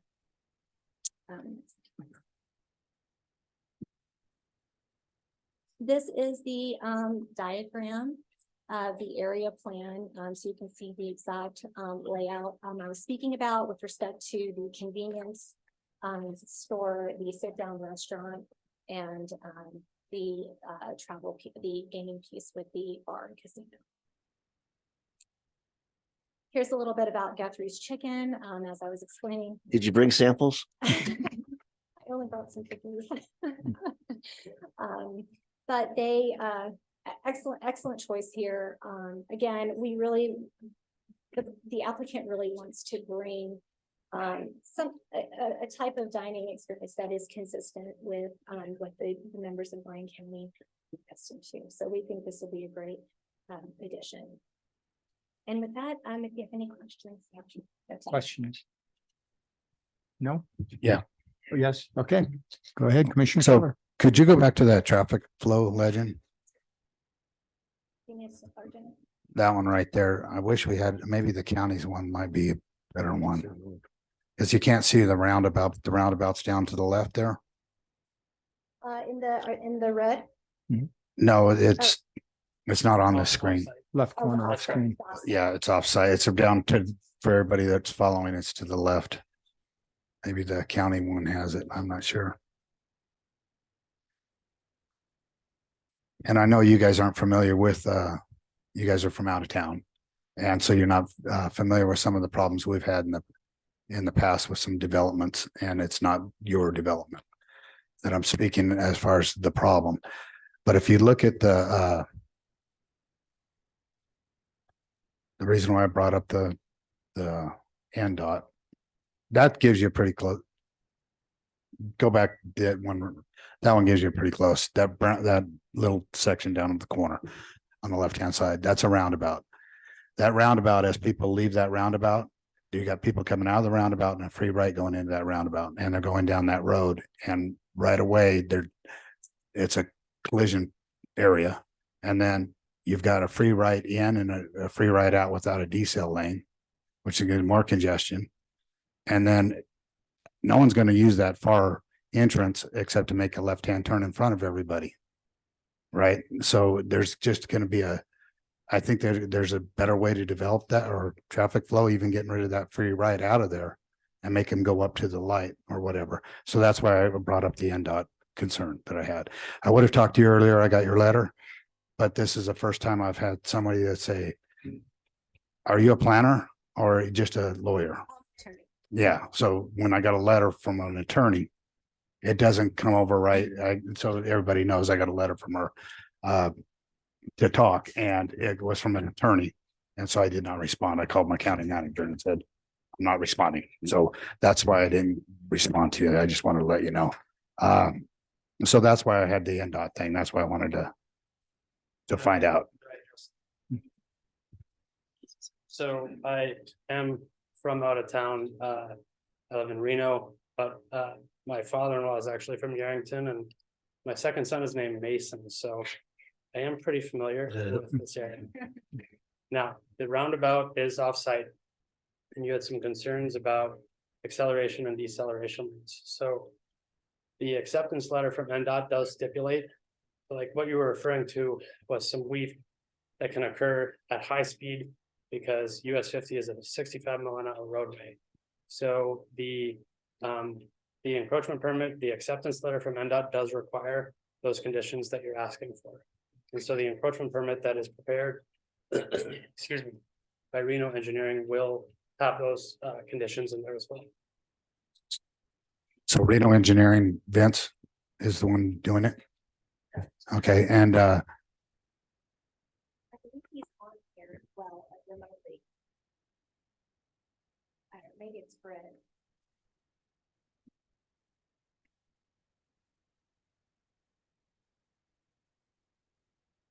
that's all right. Brett's there, but I'm okay with that. That was my concern, is because if you are familiar with the area, Smith's parking lot is what that is basically going to end up with. And you don't want your new building and everything else to get the reputation that the Smith's parking lot has of getting in and out and traffic accidents and everything else in front of there. So I just wanted to see if we can't clean that up a little bit, because you're all right trying to get more people into it. Understood. Yep. And so everything that we've proposed in the traffic study, that was personally prepared by me, was that we follow all NDOT standards. We do not deviate from anything. So when deceleration lanes and acceleration lanes are required for the 3 access points that pertain to this site, they will be implemented, and they will be in the encroachment permit, which the Lyon County is the final permittee, has to sign off at the end, indicating that they concur with the encroachment when NDOT's right. So what I was hoping for is a commitment to solve the problem a little bit, because NDOT standards aren't basically going to solve that standard, are going to solve that problem. You see what I'm saying? So, Sure. so as long as I would like the company to.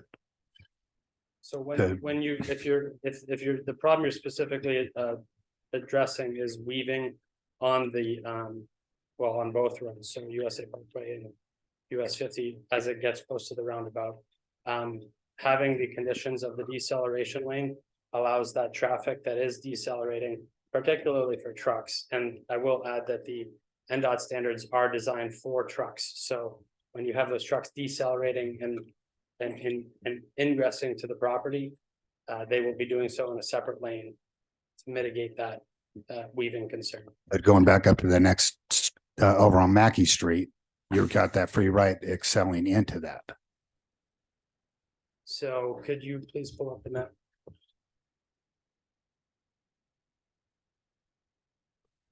So in the purple on the bottom part of that purple, not the very bottom, that going out on a 50 USA Parkway, Okay. Making that right-hand turn going up toward Mackey. See how that you're just going to accelerate into that? So are you talking about the northern or the southern access? Northern, Northern. So the northern will, the center headed north. sure. So you're talking about offsite, off of USA Parkway. Off of USA Parkway, we see where you got that right there, that free right. Yeah. All that is excelling into people making a left-hand turn and everybody coming out of that roundabout. Sure. So at that location, heading northbound on USA Parkway, the speed limit is actually 35. It's not as fast as US 50. And I know I've been on this road many times. It feels kind of weird to be at 35. And so a lot of folks are traveling at a higher rate of speed at that location. NDOT stipulates for an acceleration lane in that location because it would not have an acceleration lane per NDOT standards. And that is, there are a few conditions that have to be met in order for an acceleration lane to be required in that location. It does not meet them. It does not have a high enough ADT. That's average daily traffic. So that is basically an overall rough determination of how frequently vehicles will be able to identify acceptable gaps to enter traffic. In addition to it, it's 35 miles per hour. It would have to be in excess of 45 to warrant an acceleration lane. In addition to the ADT being above 10,000 at this location, it's roughly half that. So my point is if it wasn't a free ride at all and you went up to the intersection and got back out on the highway, you'd solve all that problem. So you're saying you would only prefer to have one right out egress? Is that what you're? We're up at up at Mackey is where I was looking at, up at Mackey and down on the frontage road down below. You'd have your two accesses out, but 3 in to the property location. That's what my. So that these 3 access points, and particularly the one on the south that's on USA Parkway, was proposed as a right in, right out access point. And through the process, we haven't received any comments from NDOT or from staff indicating that would be an issue. So we've proceeded with that and we've modeled traffic accordingly based on that. Some of this stuff is NDOT and out of our hands, correct? I think that we have an input, but it's still Right. out of our hands as far as. Right. I just want to make sure that. I mean, we can't overstep our bounds either by saying we want. So, And I'll add that the spacing between those access points is fully compliant with NDOT standards for the speed limit and the location, the functional cost of the roadway. If the updated traffic study, when after the text amendment occurred, was resubmitted to NDOT with the use that's consistent with the CUP that's before you. So NDOT is their own standards, right? We do have input on it. You're asking for the gaming, and that to me is going to increase at this area. And that's what the goal is. So that's why I'm looking at the overall thing. And I want to publicly make my comments so that NDOT knows what they are. Staff has heard what I've had to say. And this board all knows what we're trying not to continue a problem that we've had in the past. And if you just go down to Smith's parking lot, if you're not familiar with here, go down there and figure out how you're getting around one side to the other. And that's because there's it's a entrance and out of the business itself instead of going to roads. Any further questions of them? No. No. Okay, is that I'm not smart enough to question him though. end of your present?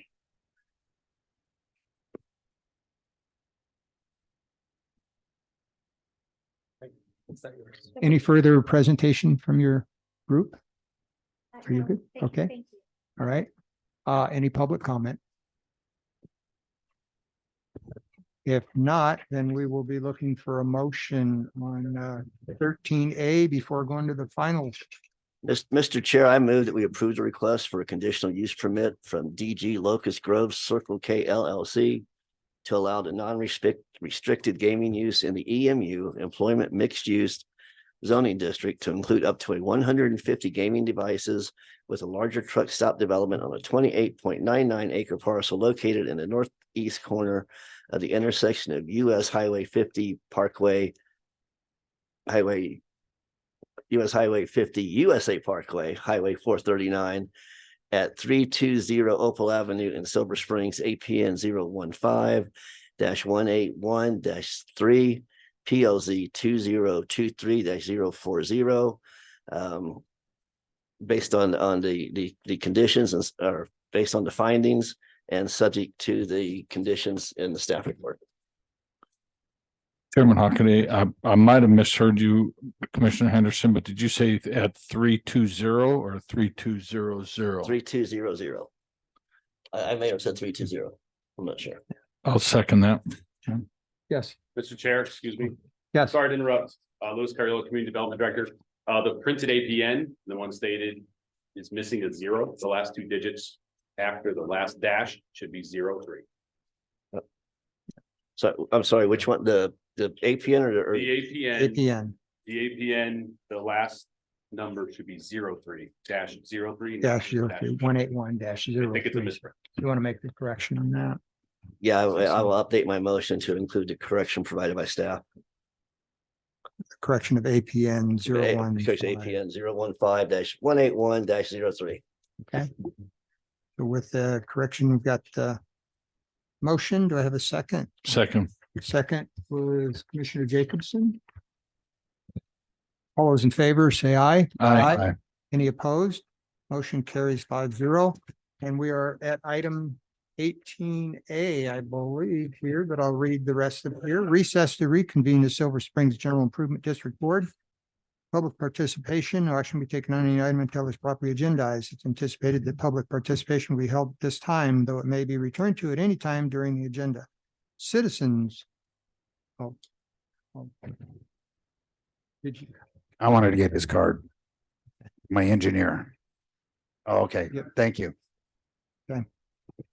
Citizens wishing to speak during public participation are asked to state their name for the record and will be limited to 3 minutes. The board will conduct public comment after discussion of each agenda action item, but before the board takes any action.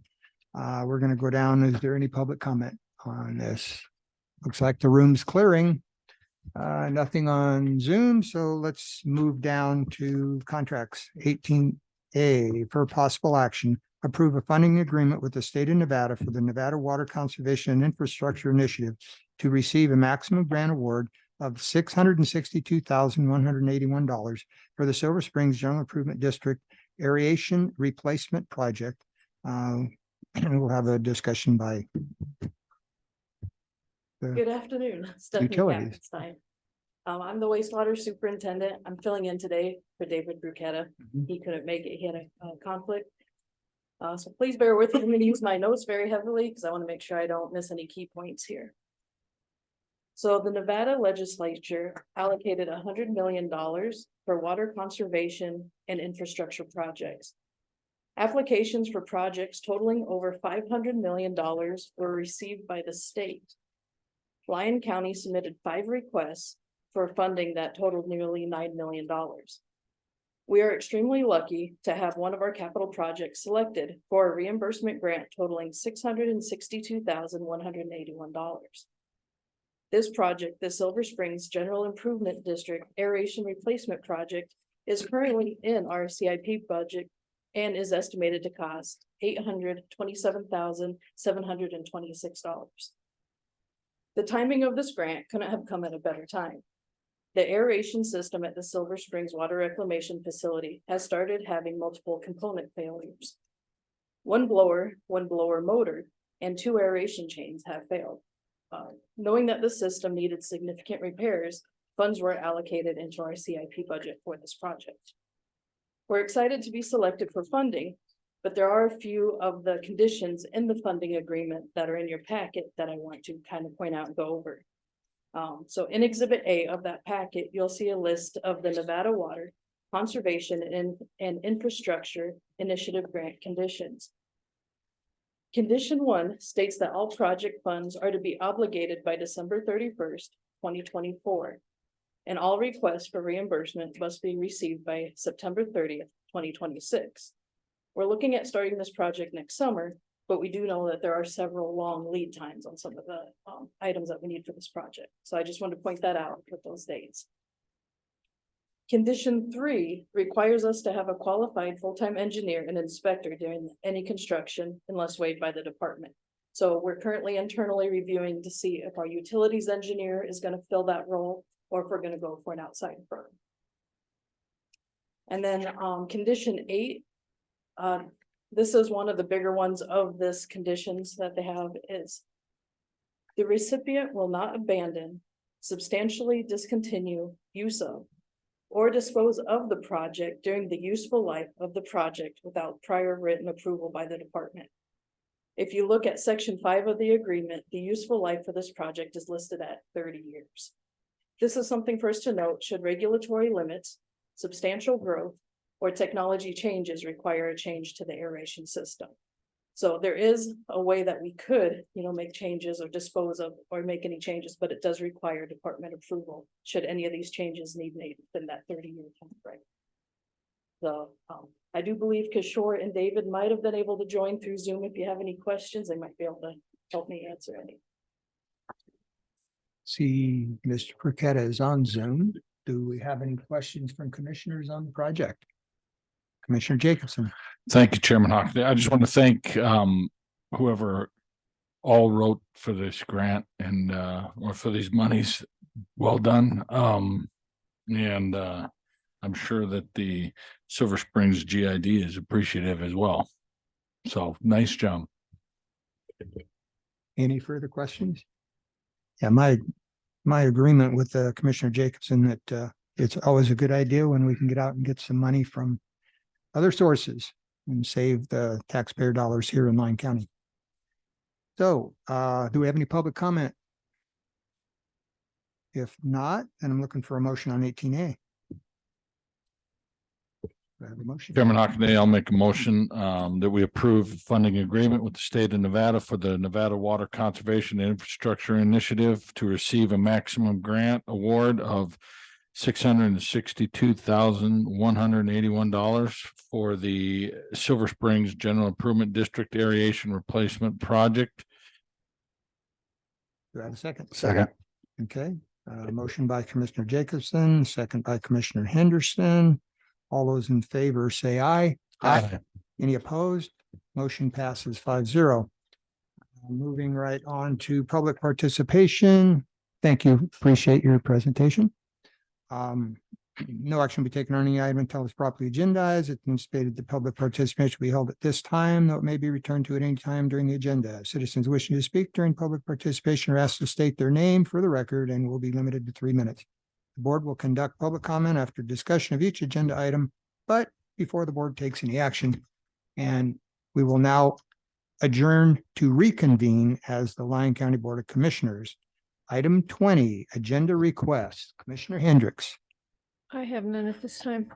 Commissioner Henderson. I have a couple, Oops. Mr. Chair. The first one I would like to be on the first meeting in November. And that would be to consider and possibly adopt a resolution urging Congress to do away with daylight savings time. Either put Nevada on whatever they want to call it, either Pacific Daylight Time or Mountain Standard Time permanently. Secondly, and this can be, doesn't have to be the 1st of November, but soon. Agenda item to identify our CPF projects for next year. We need to get working on that. And then lastly, I would like an agenda item to authorize an expenditure out of contingency to buy the county manager a vehicle so he doesn't have to keep borrowing from motor pool. Is that it? That's it. Okay. Commissioner Keller, anything? Nothing. Commissioner Jacobson? Nope. Nope. And I don't have any either. Commissioner comments, last of the meeting here. Commissioner Hendricks? Any comments? Nope. Nope. Commissioner Henderson, any comments? Go Diamondbacks.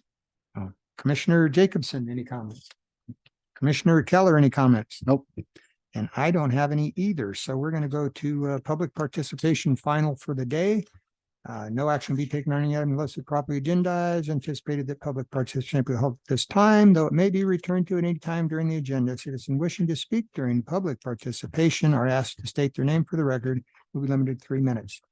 Board will conduct public comment after discussion of each agenda item, but before the board takes any action, do I have any final public comments for the day? I don't see anything on Zoom. I don't see anybody coming up to the podium. So therefore, my question is, do we have a closed session?